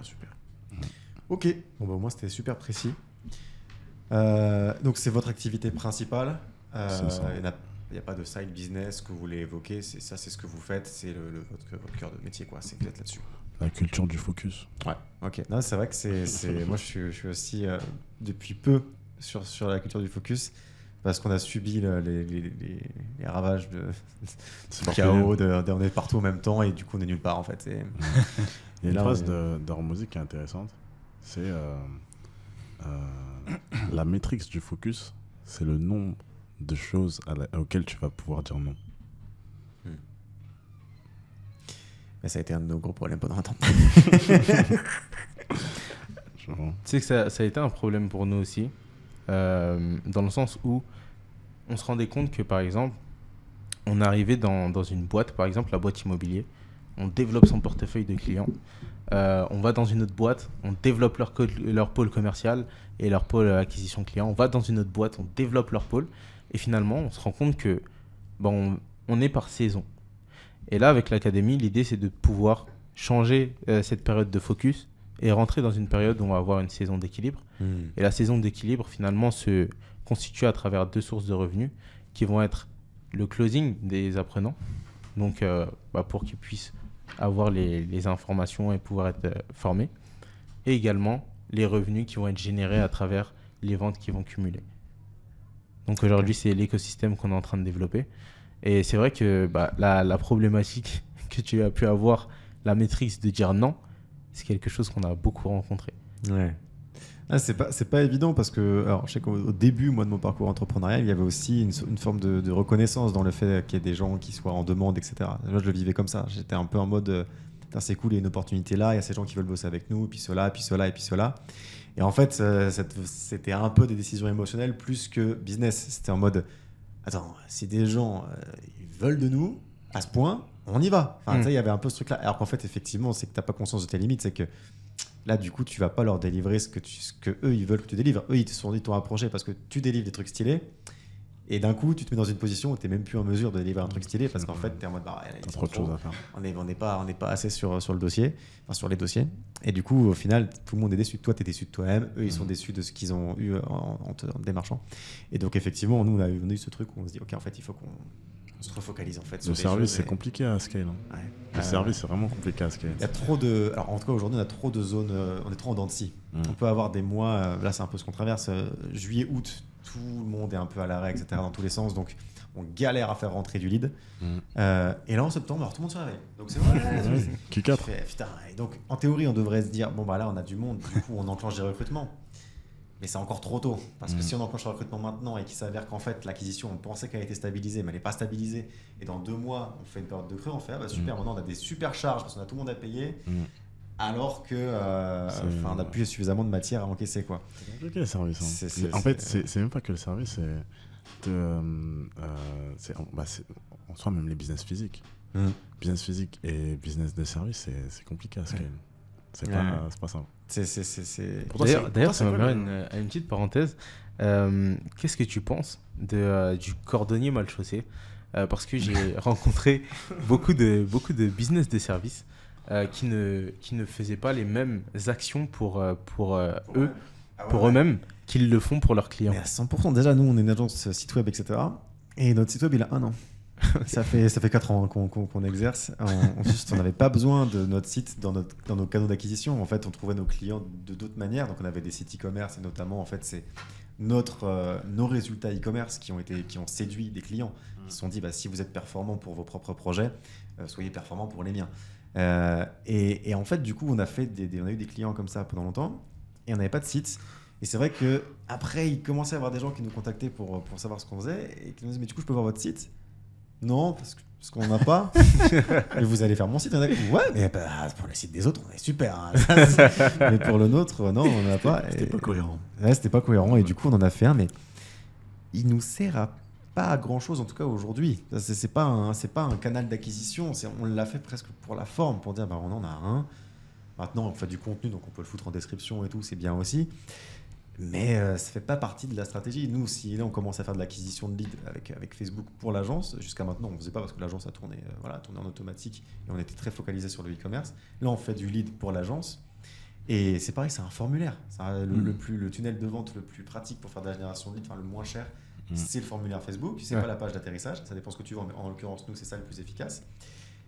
Et du coup, on n'aurait même pas besoin de site non plus. On a juste besoin du formulaire, des pubs, et puis après, quelqu'un appelle, et puis toute la journée, il appelle, puis il signe un deal. Et on n'a toujours pas besoin de site pour vendre des sites. Ouais. Pour toi, ce serait quoi si demain, tu retournais à zéro. Non. Si demain, tu retournais à zéro et que tu devais lancer un business pour retrouver la condition que tu as aujourd'hui. E-commerce. Tu penses que tu irais aussi vite? J'irais plus vite. Ah ouais? Ouais. J'irais plus vite. On parle de partir de zéro. Ouais. En fait. Zéro en termes de chiffres. Même t'as pas d'épargne. Ouais, mais du coup, c'est c'est ce qui a déjà été fait. Et attends. Du coup, je sens que tu veux m'emmener sur un terrain. Effectivement, peut-être que. J'ai plus d'associés, tout ça, il faut que je reconstruis tout. J'ai plus d'équipe, Je fais un truc un peu solopreneur, je pense. Et je vais effectivement, typiquement, vers un truc un peu comme ce que vous faites, peut-être du closing. En tout cas, j'irai vendre du service, je pense. Pourquoi du closing?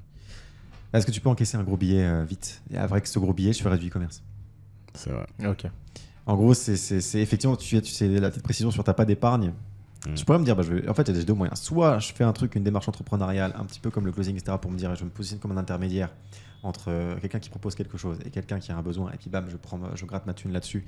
Et du coup, si je m'en sors bien, je peux gratter un bon billet qui est à mon capital de départ. Ok. Et dans tous les cas, les compétences que j'aurai acquises dans cette démarche-là vont être super utiles pour la suite. Ouais. Soit j'irai me prendre un taf et je mettrai de l'argent de côté. Et ça, c'est, je pense, le plus long. Donc, pour que ce soit intéressant, il faudrait que ce soit un taf au minimum qui a des compétences intéressantes, avec des sujets intéressants. Mais en gros, c'est quand même l'e-commerce, mon chemin. Mais c'est parce que je connais bien ça. Donc, je me dis, moi, direct, il me faut 10 000 euros et je lance une marque e-commerce et je sais que ça va marcher. Et j'aimerais poser la question à Romain, du coup. C'est si toi, tu devais retourner à zéro, aucune épargne, aujourd'hui, quel chemin tu emprunterais? Quel chemin je prendrais? Je pense que je prendrais déjà de la vente de services pour commencer à faire de l'argent sans peu de... Je me formerais, par exemple. En ce moment, aujourd'hui, on cherche beaucoup de monteurs. Alors, il commence à y avoir une concurrence assez sévère sur le montage, mais on est démarché très, très, très fréquemment avec Hugo par des petits monteurs de 19 ans. Certains font du boulot pas mal, d'autres bof. Mais je pense que je me formerais sur une prestation bien précise pour essayer de vendre mon service, pour essayer de faire rentrer un petit peu d'argent. Et je resterai un peu comme Hugo, malgré tout, sur l'univers du e-commerce également. Ok. Ouais. Du service? Dans un premier temps, pour vraiment pouvoir faire rentrer un peu d'argent. Ok. Sur une compétence bien précise. Ça peut être du copywriting. Alors, on va dire oui, mais aujourd'hui, que l'IA... Ouais, d'accord, mais enfin... Les copywriters LinkedIn, par exemple, ça explose. Il y en a encore plein. Ok. Ouais, parce que c'est une démarche. C'est pas juste copywriter, c'est comprendre vraiment les codes de LinkedIn. Et parce que sur LinkedIn, c'est le Twitter, mais du monde professionnel. Et du coup, il y a vraiment une démarche. Quand tu connais bien ce réseau social, tu peux faire péter des gens facilement. Enfin, facilement, c'est un grand mot, mais du coup, tu as vraiment une niche, des copywriters LinkedIn. Et moi, j'hésite à en prendre un. Comme ça, tout le monde saura que mes posts LinkedIn, c'est pas de moi. Mais parce qu'ils font du bon boulot. Et ils m'ont proposé un truc à 700 € par mois. Et vraiment, ils te balancent du contenu tous les jours. Donc, son rôle, c'est vraiment juste, ils s'immiscent dans ta vie. dans ta boîte et il essaie de tout comprendre. Qui fait quoi, comment toi tu réagis, comment tu t'exprimes, quel est ton humour, etc. Et après, il se met dans tes baskets et il écrit à ta place, mais avec l'esprit... Copywriting, c'est un sacré skill, ça. C'est un sacré skill. Après, il y a un community manager, tu peux faire beaucoup de services qui tournent autour de l'entrepreneuriat digital, à mon sens. Mais il faut quand même un minimum de formation. Je dis pas que je serai bon tout de suite. Et il y aura de toute façon un temps. Si vraiment tu as zéro épargne, il y a forcément un temps de galère. Obligé. Ouais. Parce que même pour faire connaître, admettons que tu te formes pendant 3 mois sur le montage, t'es vraiment... t'es devenu un fou de première pro et tu sais monter comme un dieu. D'accord, mais il faut quand même passer du temps pour faire de la prospection, même si c'est via des DM sur Instagram, etc. Il faut passer beaucoup de temps. Il faut même peut-être mettre un petit billet quand même pour faire une petite pub ou deux, mais comme tu n'en as pas de billet, c'est plus long, tu vas faire ça en organique, donc il faut prendre un petit peu de temps. Mais en soi, le service, quand tu regardes bien, c'est compliqué à débuter aujourd'hui. Ouais, c'est compliqué parce qu'en soi, tu vas te retrouver face à une problématique qui est comment est-ce que tu vas pouvoir montrer que tu es crédible? Ça dépend. Sans avoir délivré sur la chose au moins une fois. Mais tu délivres, avant de vendre du service, normalement tu fais un book. En gros, tu délivres gratos. Moi, les premiers trucs, c'est en plus, tu fais du bouche-oreille. C'est ce que je recommande à tous ceux qui se lancent dans le service. C'est des personnes, comme tu dis au début, des personnes. Du coup, tu trouves tes premiers clients facilement parce que tu leur proposes je fais votre truc gratuitement. Si vous l'aimez pas, vous me le prenez pas. De toute façon, c'est gratos. Donc là, tu as 10 clients faciles. Là, tu charbonnes comme un con, à fond. Toi, du coup, c'est un temps de formation, c'est un temps de relation client malgré tout, parce que tu demandes à tes clients de se comporter avec toi comme si jamais ils étaient en train de te payer. Et derrière, tu as 10 personnes qui vont te recommander. Et en temps normal, tu as directement de l'acquisition par ces 10 personnes-là qui vont te recommander, ou alors un service complémentaire parce qu'ils ont aimé ton taf. Et là, tu as déjà enclenché ton business et tu as sur tes réseaux, sur tes canaux d'acquisition, un book de tout ce que tu as déjà réalisé. En réalité, je pense que si je répondais à la question, je dirais vraiment du closing. Pourquoi du closing? Parce que je me dis, le service, comme on le disait tout à l'heure, même à un certain niveau, c'est difficile à scale. Et le closing, finalement, une fois que c'est closé, tu peux refaire un deuxième deal. C'est-à-dire que si tu as closé à 14h, tu peux recloser à 15h, et tu peux recloser à 16h, tu peux recloser à 17h, et tu peux recloser à 18h. Et est-ce que tu peux aussi recloser à 19h? Je pense que oui. Donc, dans l'idée... Est-ce que vous ne pensez pas, parce que c'est moi qui avais dit que le closing, c'est de la merde, parce que j'avais une expérience avec des closers. Okay. Et en fait, moi, j'ai toujours associé closing forceur. Tu forces. Et alors, je pense. Alors après, c'est un peu comme dans les sketchs des inconnus. Là. Il y a le bon closer et le mauvais closer. Tu vois. Mais j'ai vu que ça comme ça et j'ai pas aimé. Et j'ai pas aimé parce que pour moi, c'était un peu le forceur qui met le pied dans la porte. Un peu comme le représentant de commerce à l'époque qui voulait vendre des encyclopédies. Vous n'avez pas connu ça, vous êtes trop jeune, mais il mettait le pied dans la porte, tu sais, pour te vendre son set d'encyclopédie, même si tu n'en avais pas besoin. Et en fait, on est passé par un service de closing. Et on nous a vendu donc des accompagnements de gens finalement sur un mensonge, sur un arrangement avec la vérité, ce qui fait que les gens, en fait, une fois qu'ils avaient payé, se retrouvaient devant nous en disant alors oui, j'aimerais faire ceci, faire cela. On m'a promis ça. Mais non, mais on ne peut pas aller aussi loin que ça, c'est pas possible. Ah ouais, déception, machin, je me fais rembourser, etc. Donc nous, on a tout arrêté ça. C'est un peu particulier parce que si on vendait une formation à la limite, là, le mec achète la formation est là, il est content, pas content, il a acheté, point. C'est tout. Là, on est dans un accompagnement, c'est un peu plus poussé comme rapport humain aussi, et comme service, tu vois, donc c'est un peu plus spécial. Donc on a arrêté. En fait. Ouais, tout à fait. On a arrêté parce que, et moi, j'ai vraiment pas aimé ça parce que je me suis dit, en fait, le closer tient tellement à closer, parce que j'imagine très bien la journée d'un closer. Là, dans le cas des 2 closers qui ont travaillé pour nous, par le biais d'un service extérieur, d'une boîte extérieure, ils avaient leur rendez-vous dans la journée. T'enchaînes 3-4 rendez-vous, tu passes 1 heure avec les gens, finalement, t'arrives pas à closer, ça fait chier. Là, tu vas vraiment essayer, tu vois. Tiens, allez, non, mais là, je me dis, ouais, bien sûr, oui, je vous aurai des prix 2 fois moins cher, évidemment, avec un Q-Box. Normalement, vous êtes millionnaire dans une semaine, évidemment. Mais non, mais là, et c'est bon, là, j'ai pris ma com. Donc ça, j'ai pas trop aimé, si tu veux. Donc c'est pour ça que je me dis, mais est-ce que... je pense que déjà, il faut un tempérament quand même. C'est-à-dire que... Et c'est pour ça que vous faites bien de faire passer un entretien d'embauche. Enfin, non, c'est pas un entretien d'embauche. Un entretien d'aptitude, disons, pour que les gens puissent s'intégrer à l'académie, parce que je pense qu'il faut déjà un tempérament.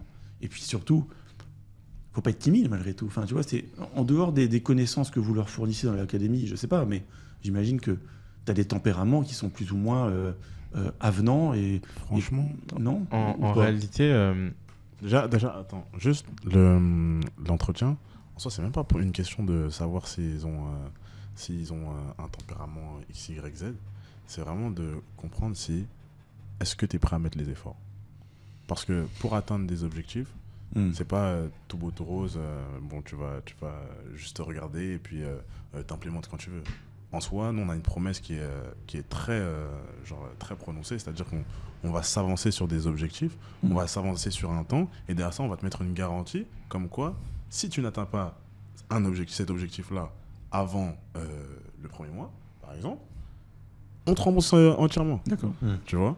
Donc, en gros, si on pense que là, tu n'es pas éligible, tu n'as pas les capacités en termes à mettre les efforts, on va te le dire clairement. Ouais, je comprends. ouais. Et tu vois, par exemple, pour répondre à ta question, le closing, c'est une étape de la vente, mais c'est la dernière. C'est là où la personne a déjà intéressé, veut prendre un rendez-vous et arrive derrière le téléphone. Et là, échangez avec moi et dites-moi si ça me convient et je le prends ou non. Et l'idée pour moi, c'est que il y a cette image du closing finalement où le mec il doit forcer, le mec il doit pousser. Mais finalement, quand on réfléchit au closing et qu'on sait que c'est la dernière étape de la vente où la personne a pris son rendez-vous, la personne a déjà envie d'acheter. Elle a déjà envie d'acheter, elle pense déjà que c'est fait pour elle. Elle a encore quelques interrogations et questions qui doivent être soulevées. Et finalement, c'est un peu un travail de psychologue. Pourquoi tu veux acheter ? Qu'est-ce qui t'empêche d'acheter ? Est-ce que si ce qui t'empêche d'acheter, on essaye d'en discuter et tu vois un peu plus de clarté, tu serais prêt à avancer ? Oui, avançons. Et l'idée pour moi, c'est vraiment que le closing, c'est vraiment comme ça dans ma tête. Je me dis que ça permet à n'importe qui, une personne aussi bien extravertie qu'introvertie, de pouvoir avoir un échange avec une personne et finalement mettre les objectifs de la personne au centre. Est-ce que c'est ce que tu veux ? Est-ce que tu penses que ça peut t'aider à atteindre tes objectifs ou du moins t'en rapprocher ? Si oui, on peut aller de l'avant. Et du coup, moi, je le vois vraiment de cette manière-là et c'est comme ça que je l'enseigne aussi, de pouvoir se mettre dans les baskets d'une personne parce que finalement, pourquoi on achète ? Pourquoi on achète une voiture ? Pourquoi on achète un service ? Pourquoi on achète X, Y, Z ? Certes, il y a des besoins, certes, il y a des problématiques, mais on achète parce qu'on a envie d'acheter. Tu peux pas me vendre quelque chose que j'ai pas envie d'acheter. À part, tu peux me manipuler, etc. Mais au final, il y a des répercussions à la manipulation. Finalement, on achète quelque chose qu'on a envie d'acheter. Ça va être très difficile de pouvoir forcer quelqu'un à acheter quelque chose qu'il n'a pas envie d'acheter. Donc l'idée, c'est vraiment de pouvoir lui donner ce qu'il a envie, sans surpromettre, bien évidemment, mais lui donner ce dont il a envie dans les conditions qui sont les nôtres. Et est-ce que c'est pas justement, tu vois, excuse-moi, je pousse un peu le vice, mais c'est justement ce que j'ai vécu, c'est-à-dire que le fait de dire ouais non mais surpromettre un petit peu quand même, parce que bon, ouais, on l'a pas fait un peu nous aussi. Si. Non, mais ce que je veux dire, à un moment, tu restes quand même, t'as envie de vendre un service, t'as quelqu'un qui te demande des conseils, qui te pose des questions en disant oui mais est-ce que vraiment tu peux quand même un petit peu mettre un petit coup de vernis en disant non mais tu verras ça va bien se passer, tu vois, c'est un peu plutôt que de dire oh là j'en sais rien, écoute, achète-le, on verra. Moi là où je suis principalement concentré sur la partie marketing, mais à force d'entendre, du coup vu que du coup là on évolue dans l'académie de closing, du coup j'entends des clauses tous les jours, et du coup avec l'approche d'Anthony. Et en soi, si tu dois être amené à vendre par les caractéristiques de ton produit, c'est que tu n'es pas un bon vendeur. Genre, ne pense même pas une Vends-moi seconde ce que tu sais stylo, vendre. on s'en fout du stylo, mais c'est ce que tu fais avec le stylo. En gros, dans l'idée, et Anthony, là, il a dit faut pouvoir leur vendre, enfin pouvoir leur donner ce qu'ils ont besoin. Mais avant, il faut comprendre de quoi ils ont besoin. Pourquoi est-ce qu'ils sont là ? Le pourquoi ? Parce qu'au final, s'ils ont montré de l'intérêt, c'est que. Enfin, ils ont montré de l'intérêt, genre. Ouais. Ils ont montré de l'intérêt pour une raison. Et en gros, il faut creuser cette raison. Et au final, quand tu te rends compte du pourquoi, quand tu te rends compte de leur situation, etc., ça devient très simple. Genre, je sais pas si tu as une objection en tête à laquelle tu penses. Non. Déjà, il faut distinguer effectivement parce que ouais, il y a closer en dernière étape, comme ce que vous évoquez, et puis il y a le Setting. ouais, voilà, le setting, même le commercial, Ok. la Le prospection, commercial, qui, peut-être pour beaucoup de gens, c'est un closer aussi, celui qui va prospecter des gens qui n'ont pas forcément encore le besoin, et juste on fait de la prospection à fond. Ouais. Et c'est vrai que pour moi, il y a beaucoup de gens qui, quand on leur dit closer, ils pensent à la Ouais, mais- prospection. Non, le plus Attends, simple, attends. Moi, je te coupe, mais par exemple, les 2 closers avec qui on a eu affaire, donc qui bossaient pour cette agence, c'était vous mettez un rendez-vous Calendly sur votre site, demande de conseil et on vous fout un closer, vous allez voir, tac. Voilà, pour moi, il n'y avait pas de. La personne appelle, bah oui, j'aimerais avoir des renseignements. Et puis, boum, derrière, tu vois, tu as le truc qui tombe et tout. Vas-y, on va acheter. C'était C'est génial. Effectivement, des étapes. Non, mais c'est pour ça, enfin, c'est parce que j'ai eu cette mauvaise expérience. Je ne Ouais. mets pas en compte je mets pas en cause effectivement le bien fondé de l'académie Bien sûr. ou des méthodes que vous enseignez, parce que moi, j'adore le commercial. Je viens d'une famille de commerciaux. Enfin, la vente, tout ça, j'adore. C'est pas le problème. Mais c'est simplement le fait d'être raccord un petit peu avec ce qu'on fait et je pense qu'il y a quand même des mauvaises pratiques dans le closing et je pense que c'est 100%. important peut-être que vous soyez là. 100%. Je connais pas vraiment votre méthode, mais je pense que c'est ce que vous expliquez là, en fait, c'est de mettre aussi une certaine éthique et des méthodes où il n'y a pas justement cette surpromesse avec la padiga derrière, tu vois. 100%. Et d'ailleurs, ça m'amène à te poser une question. Et là, tu vas comprendre le reverse psycho. Est-ce que tu te rappelles d'une bonne expérience de vente J'en ai une, moi. Que moi j'ai faite ou que toi, tu as eu, tu as acheté un produit et l'expérience de vente s'est très bien passée. Un produit, un service, un accompagnement, un coaching, peu importe. Attends, je réfléchis. Ouais, il y en a forcément. Il y a eu des très bonnes expériences de vente, bien sûr. Moi, j'ai un petit truc. J'ai acheté. Alors, j'avais un call avec un closer pour la formation de Yomi Denzel sur Ouais. l'immobilier. Ok. Et donc, on s'intéresse à l'IMO et donc on sait qu'on est très formation en ligne parce que nous, ça nous a fait beaucoup avancer. On a beaucoup gagné de temps en achetant des formations en ligne. Donc, on est OK avec ça. Et donc, je dis à l'équipe, bon, les gars, là, je vais tomber entre les mains d'un closer. On est d'accord. Hein. Tout ce qu'il nous faut, c'est une formation pour l'immobilier. Et Vous êtes préparé en amont. ah mais parce que je sais que Je en sens plus, venir. chez Mindeo, donc l'agence de formation de Yomi Denzel, ils sont forts. Enfin, ils sont pas là où ils en sont pour rien. Ils sont forts. Ok. Et ça loupe pas parce que malgré le fait que je reste focus formation immobilier, je ressors après le call. Je dis bon les gars, en vrai, le pack de toutes les formations Mindeo. Sur la formation immobilière, il me la met à 1005, le pack c'est à 2000. Les gars, en vrai, parce que dedans il y a tout, il y a formation closing, il y a formation business, il y a formation e-commerce. Je dis les gars, en vrai, tôt ou tard, c'est vrai qu'il a raison. Vu notre position, on aura besoin à un moment donné de la formation. Et elles sont à 1500 € unité. Là, le pack à 2000. Et alors que je sais qu'en plus, même les prix, ils sont pas affichés parce que les prix dans les formations vidéo, c'est à la tête. C'est à la tête et au budget de la personne qui est en train de se faire closer, justement. Et alors que j'étais en mode, non, on a juste besoin de ça, l'offre était tellement Alléchante. que j'étais vraiment dans du. Bon, bah les gars, attention, ça va pas louper. Donc, effectivement, on va pas mettre 1500, on va mettre 2000 sur la table et on va acheter toutes ces putains de formations. Et la formation immobilière, on l'a tapé parce que c'était le besoin. Et le reste, non. Mais peut-être qu'on en aura besoin plus tard. Mais c'est vrai qu'effectivement, du coup, dans la mécanique, il a réussi à éveiller un besoin futur que je n'avais pas. Et dans les faits, j'ai mis 500 € de plus sur la table. Et peut-être que j'aurais jamais besoin du reste. Ouais. Mais t'as apprécié te faire closer? Ah, j'ai pris mon pied. Tu vois, et finalement, ma question, elle était dans ce but-là. Pourquoi on a cette mauvaise image des commerciaux, des closers, des téléprospecteurs? Parce qu'en général, on se rappelle des mauvaises expériences de vente. Pourquoi? Parce que les bonnes expériences de vente, on les sent pas. Ouais. On les sent pas. C'est comme quand on se plaint du temps, parce que quand il fait beau, on le sent pas. On le sent pas, on est bien, on le sent pas. Et finalement, un bon closer, on l'oublie. Ouais. Et l'idée, on l'oublie ou sinon on repense aux pieds qu'on a eu. Voilà, ça me fait marrer. Tu vois. Et finalement, c'est quoi la différence entre une bonne et une mauvaise expérience de vente? C'est simplement le closer, le commercial, le téléprospecteur, peu importe. C'est celui qui va être derrière le téléphone. Qu'est-ce qu'il fait? Comment il apporte son sujet et surtout comment il répond aux besoins de la personne en face de lui. Et finalement, on achète pour deux raisons, la douleur ou une problématique ou la peur ou l'appréhension d'une future problématique. Par exemple, quand on prend une assurance, on appréhende la future crevaison de mes roues. Donc, je prends mon assurance. Quand j'augmente mon budget de 500 € pour acheter une formation finalement à 2000 €. C'est pour pas souffrir des J'apprends- 1005 plus tard. C'est ça, et j'appréhende le fait que peut-être que dans 1 an ou 2, j'aurai peut-être besoin de closing et de ci et de ça qui est à l'intérieur. Mhm. Donc, en relevant ça et en échangeant avec une personne qui va tout simplement t'aider à comprendre que là, tu as cette douleur-là, la réponse à la douleur, c'est ce produit. Mm. Est-ce que tu penses que si j'enlève ta douleur et je la remplace par quelque chose que tu veux, ça peut t'aider?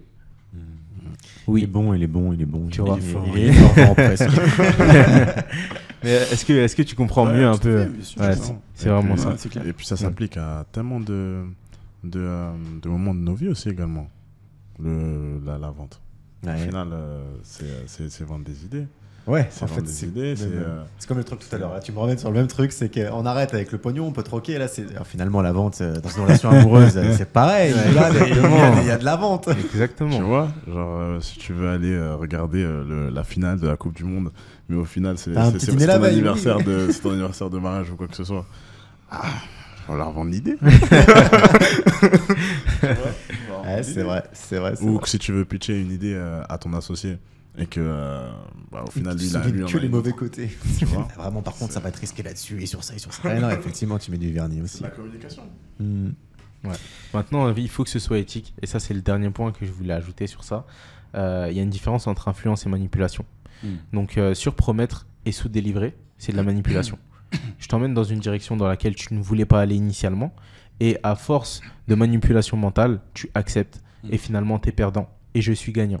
Influence, je t'emmène dans une direction que tu voulais prendre, mais tu hésitais à la prendre. Et en la prenant, tu gagnes et je gagne aussi. Hmm. Et là, on Ouais, est c'est dans clair. de la vente. Là, on est vraiment dans de la vente éthique, dans du C'est closing. important, t'as raison de mettre Donc, ça. c'est vraiment ça la différence entre finalement le closing pour moi et le reste. Hmm. C'est vraiment ça la différence. Je vous propose qu'on. On a déjà 1h50. hein. Ouais, on va devoir On va conclure. devoir parce que conclure. Il y a 1000 questions que j'ai pas abordées. Waouh. Donc, je vous propose qu'on fasse le petit jeu du oui ou du non. Donc, l'idée est simple, hein, c'est que vous pouvez pas nuancer. C'est pour ça que ça va être rapide en plus. C'est que du coup, c'est oui ou non. Et pas Ok. le droit de débattre. Et vous aurez le droit à un joker à la limite à la fin. Mais effectivement, un peu rapide parce qu'on commence à être sur une longue vidéo. Je vous pose des questions à tous les trois, même peut-être il est possible qu'il y ait des questions qui ne soient pas adaptées parce qu'à la base, c'est vrai que j'avais écrit à toute la rédaction, surtout juste pour toi, Anthony, parce que Kika n'était pas sûr que tu sois là. Donc, Romain, pareil, les questions sont pour toi également. Mais voilà, si elles ne sont pas adaptées, genre Vas-y, s'il y a un truc sur balance. les gens de 20 ans, tu te doutes bien que c'est pas concerné. L'amour est-il plus important que l'argent? Non. L'amour est-il plus important que l'argent? Non. Oui. Monter une entreprise en levant des fonds, est-ce que c'est une bonne idée? Oui. Pourquoi pas. Pourquoi pas, c'est pas une réponse qui existe. Oui, Créer un business à cash flow, est-ce une bonne idée? bien sûr. Oui. Mhm, oui. Est-il facile de trouver des clients? Oui. Oui. Avoir une routine matinale, est-ce que c'est un facteur déterminant? Non. Non. Non.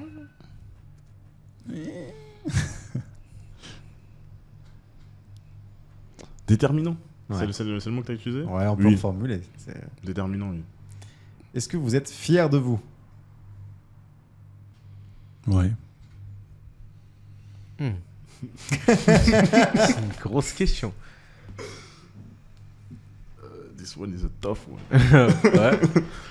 Waouh.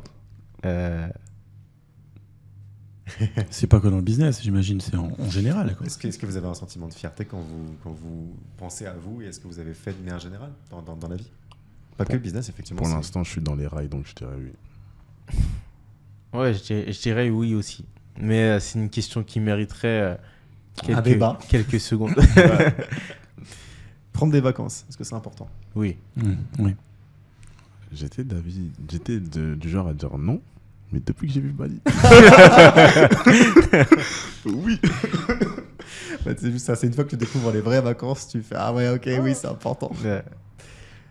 Pour réussir, faut-il avoir de la chance? Oui. Non.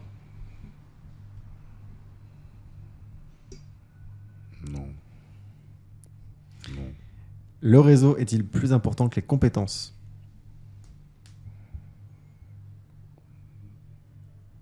Oui.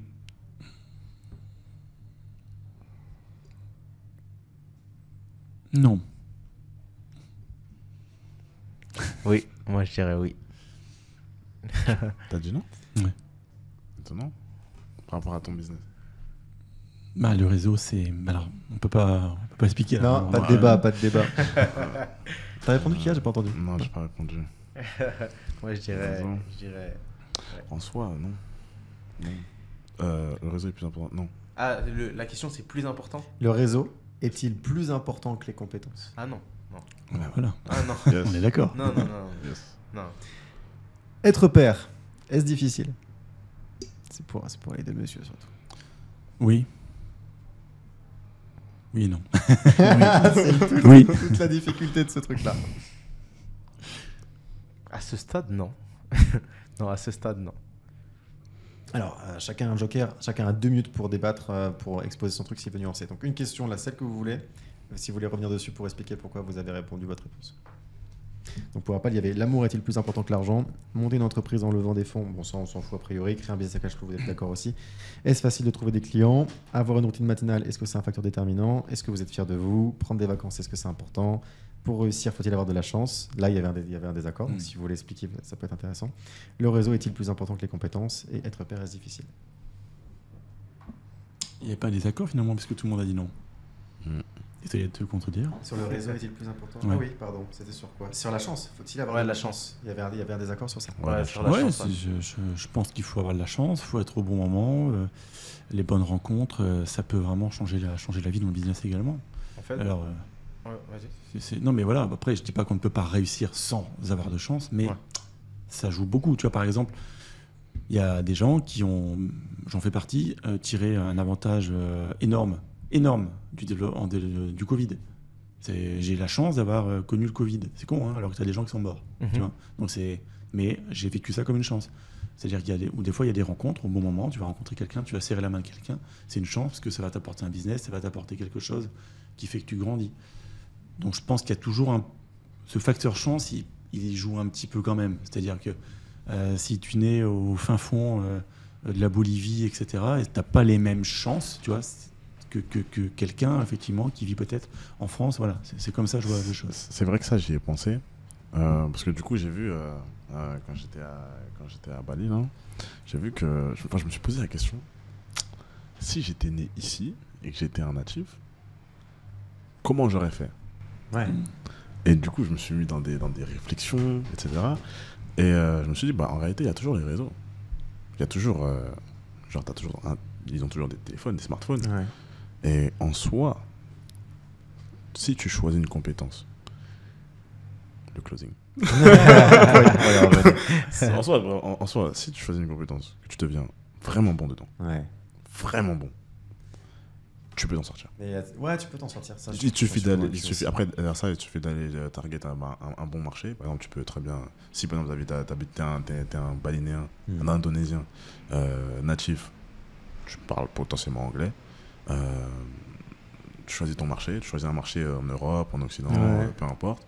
Et ensuite, si tu prends des commissions de 50% sur des ventes, je sais qu'il y a des. tu vis très vite une vie. Je crois qu'il y a des complications. Bon, déjà, il y a quand même le bagage culturel qu'on te donne sur même la croyance, les croyances limitantes. Nous, notre métier, c'est d'essayer de les dégommer, etc. Ouais. Et c'est parce que malgré tout, on a eu un bagage culturel ou un contexte qui a fait qu'on a eu ces idées-là qui nous ont dit on peut se dépasser. Ça, j'y ai pensé, mais quand tu regardes bien, moi, personnellement, ce qui m'a le plus donné envie de réussir, c'est ce que j'ai vu sur mon téléphone, c'est pas ce que je voyais dehors. Ouais. Parce qu'en soi, dehors, moi, j'avais pas forcément de figures ou de choses qui me... Ouais, il n'y a pas eu de référence particulière Non, qui a pu aider. Par contre, voir qu'un homme pouvait posséder plusieurs milliards, des sommes astronomiques, plusieurs milliards, je me suis dit, mais attends, mais comment ça se fait? Ouais.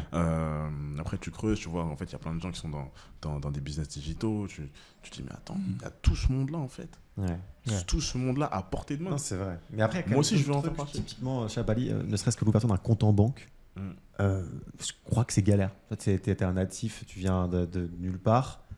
Je crois que si tu veux, t'as une idée de business, mettons t'es chaud, etc. T'as des micro-barrières. Disons que t'as plus de barrières que Aujourd'hui, tu peux faire un compte Binance, ça t'octroie une carte bancaire, tu fais ton compte PayPal, c'est bon. Ouais. Ouais. Il n'y a pas des documents justificatifs quand même. Ouais, mais tu vois, un compte bilan, t'as des zones du monde, notamment. On a eu beaucoup de contacts de clients dans des pays africains qui nous disaient bah ouais, mais moi je peux pas mettre Stripe, je peux pas mettre PayPal, j'ai pas de. Ils peuvent pas ouvrir. Et en fait, du coup, ils avaient des ambitions e-commerce. Vraiment, là, je parle de e-commerce pur. Des ambitions e-commerce qu'ils pouvaient pas réaliser. Pourquoi est-ce qu'ils pourraient pas mettre Stripe?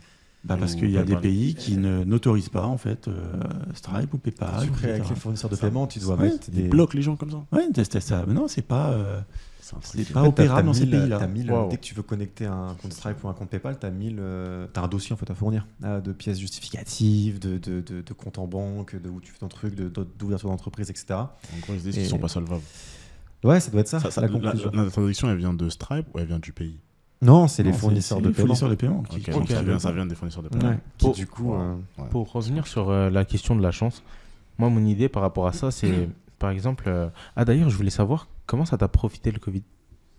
Ça m'a profité puisque nous sommes fournisseurs pour e-commerçants et pendant le Covid, il y a eu les confinements. Les commerces étaient fermés. On a eu énormément de e-commerçants. Alors, c'était l'époque dropshipping à fond, pendant 2020. Ouais. Les gens n'étaient pas encore éduqués, tu vois, au sens où maintenant, c'est le dropshipping, ils se méfient. Les sites sont un petit peu tous les mêmes, etc. Mais à l'époque, on n'avait pas ces appréhensions-là.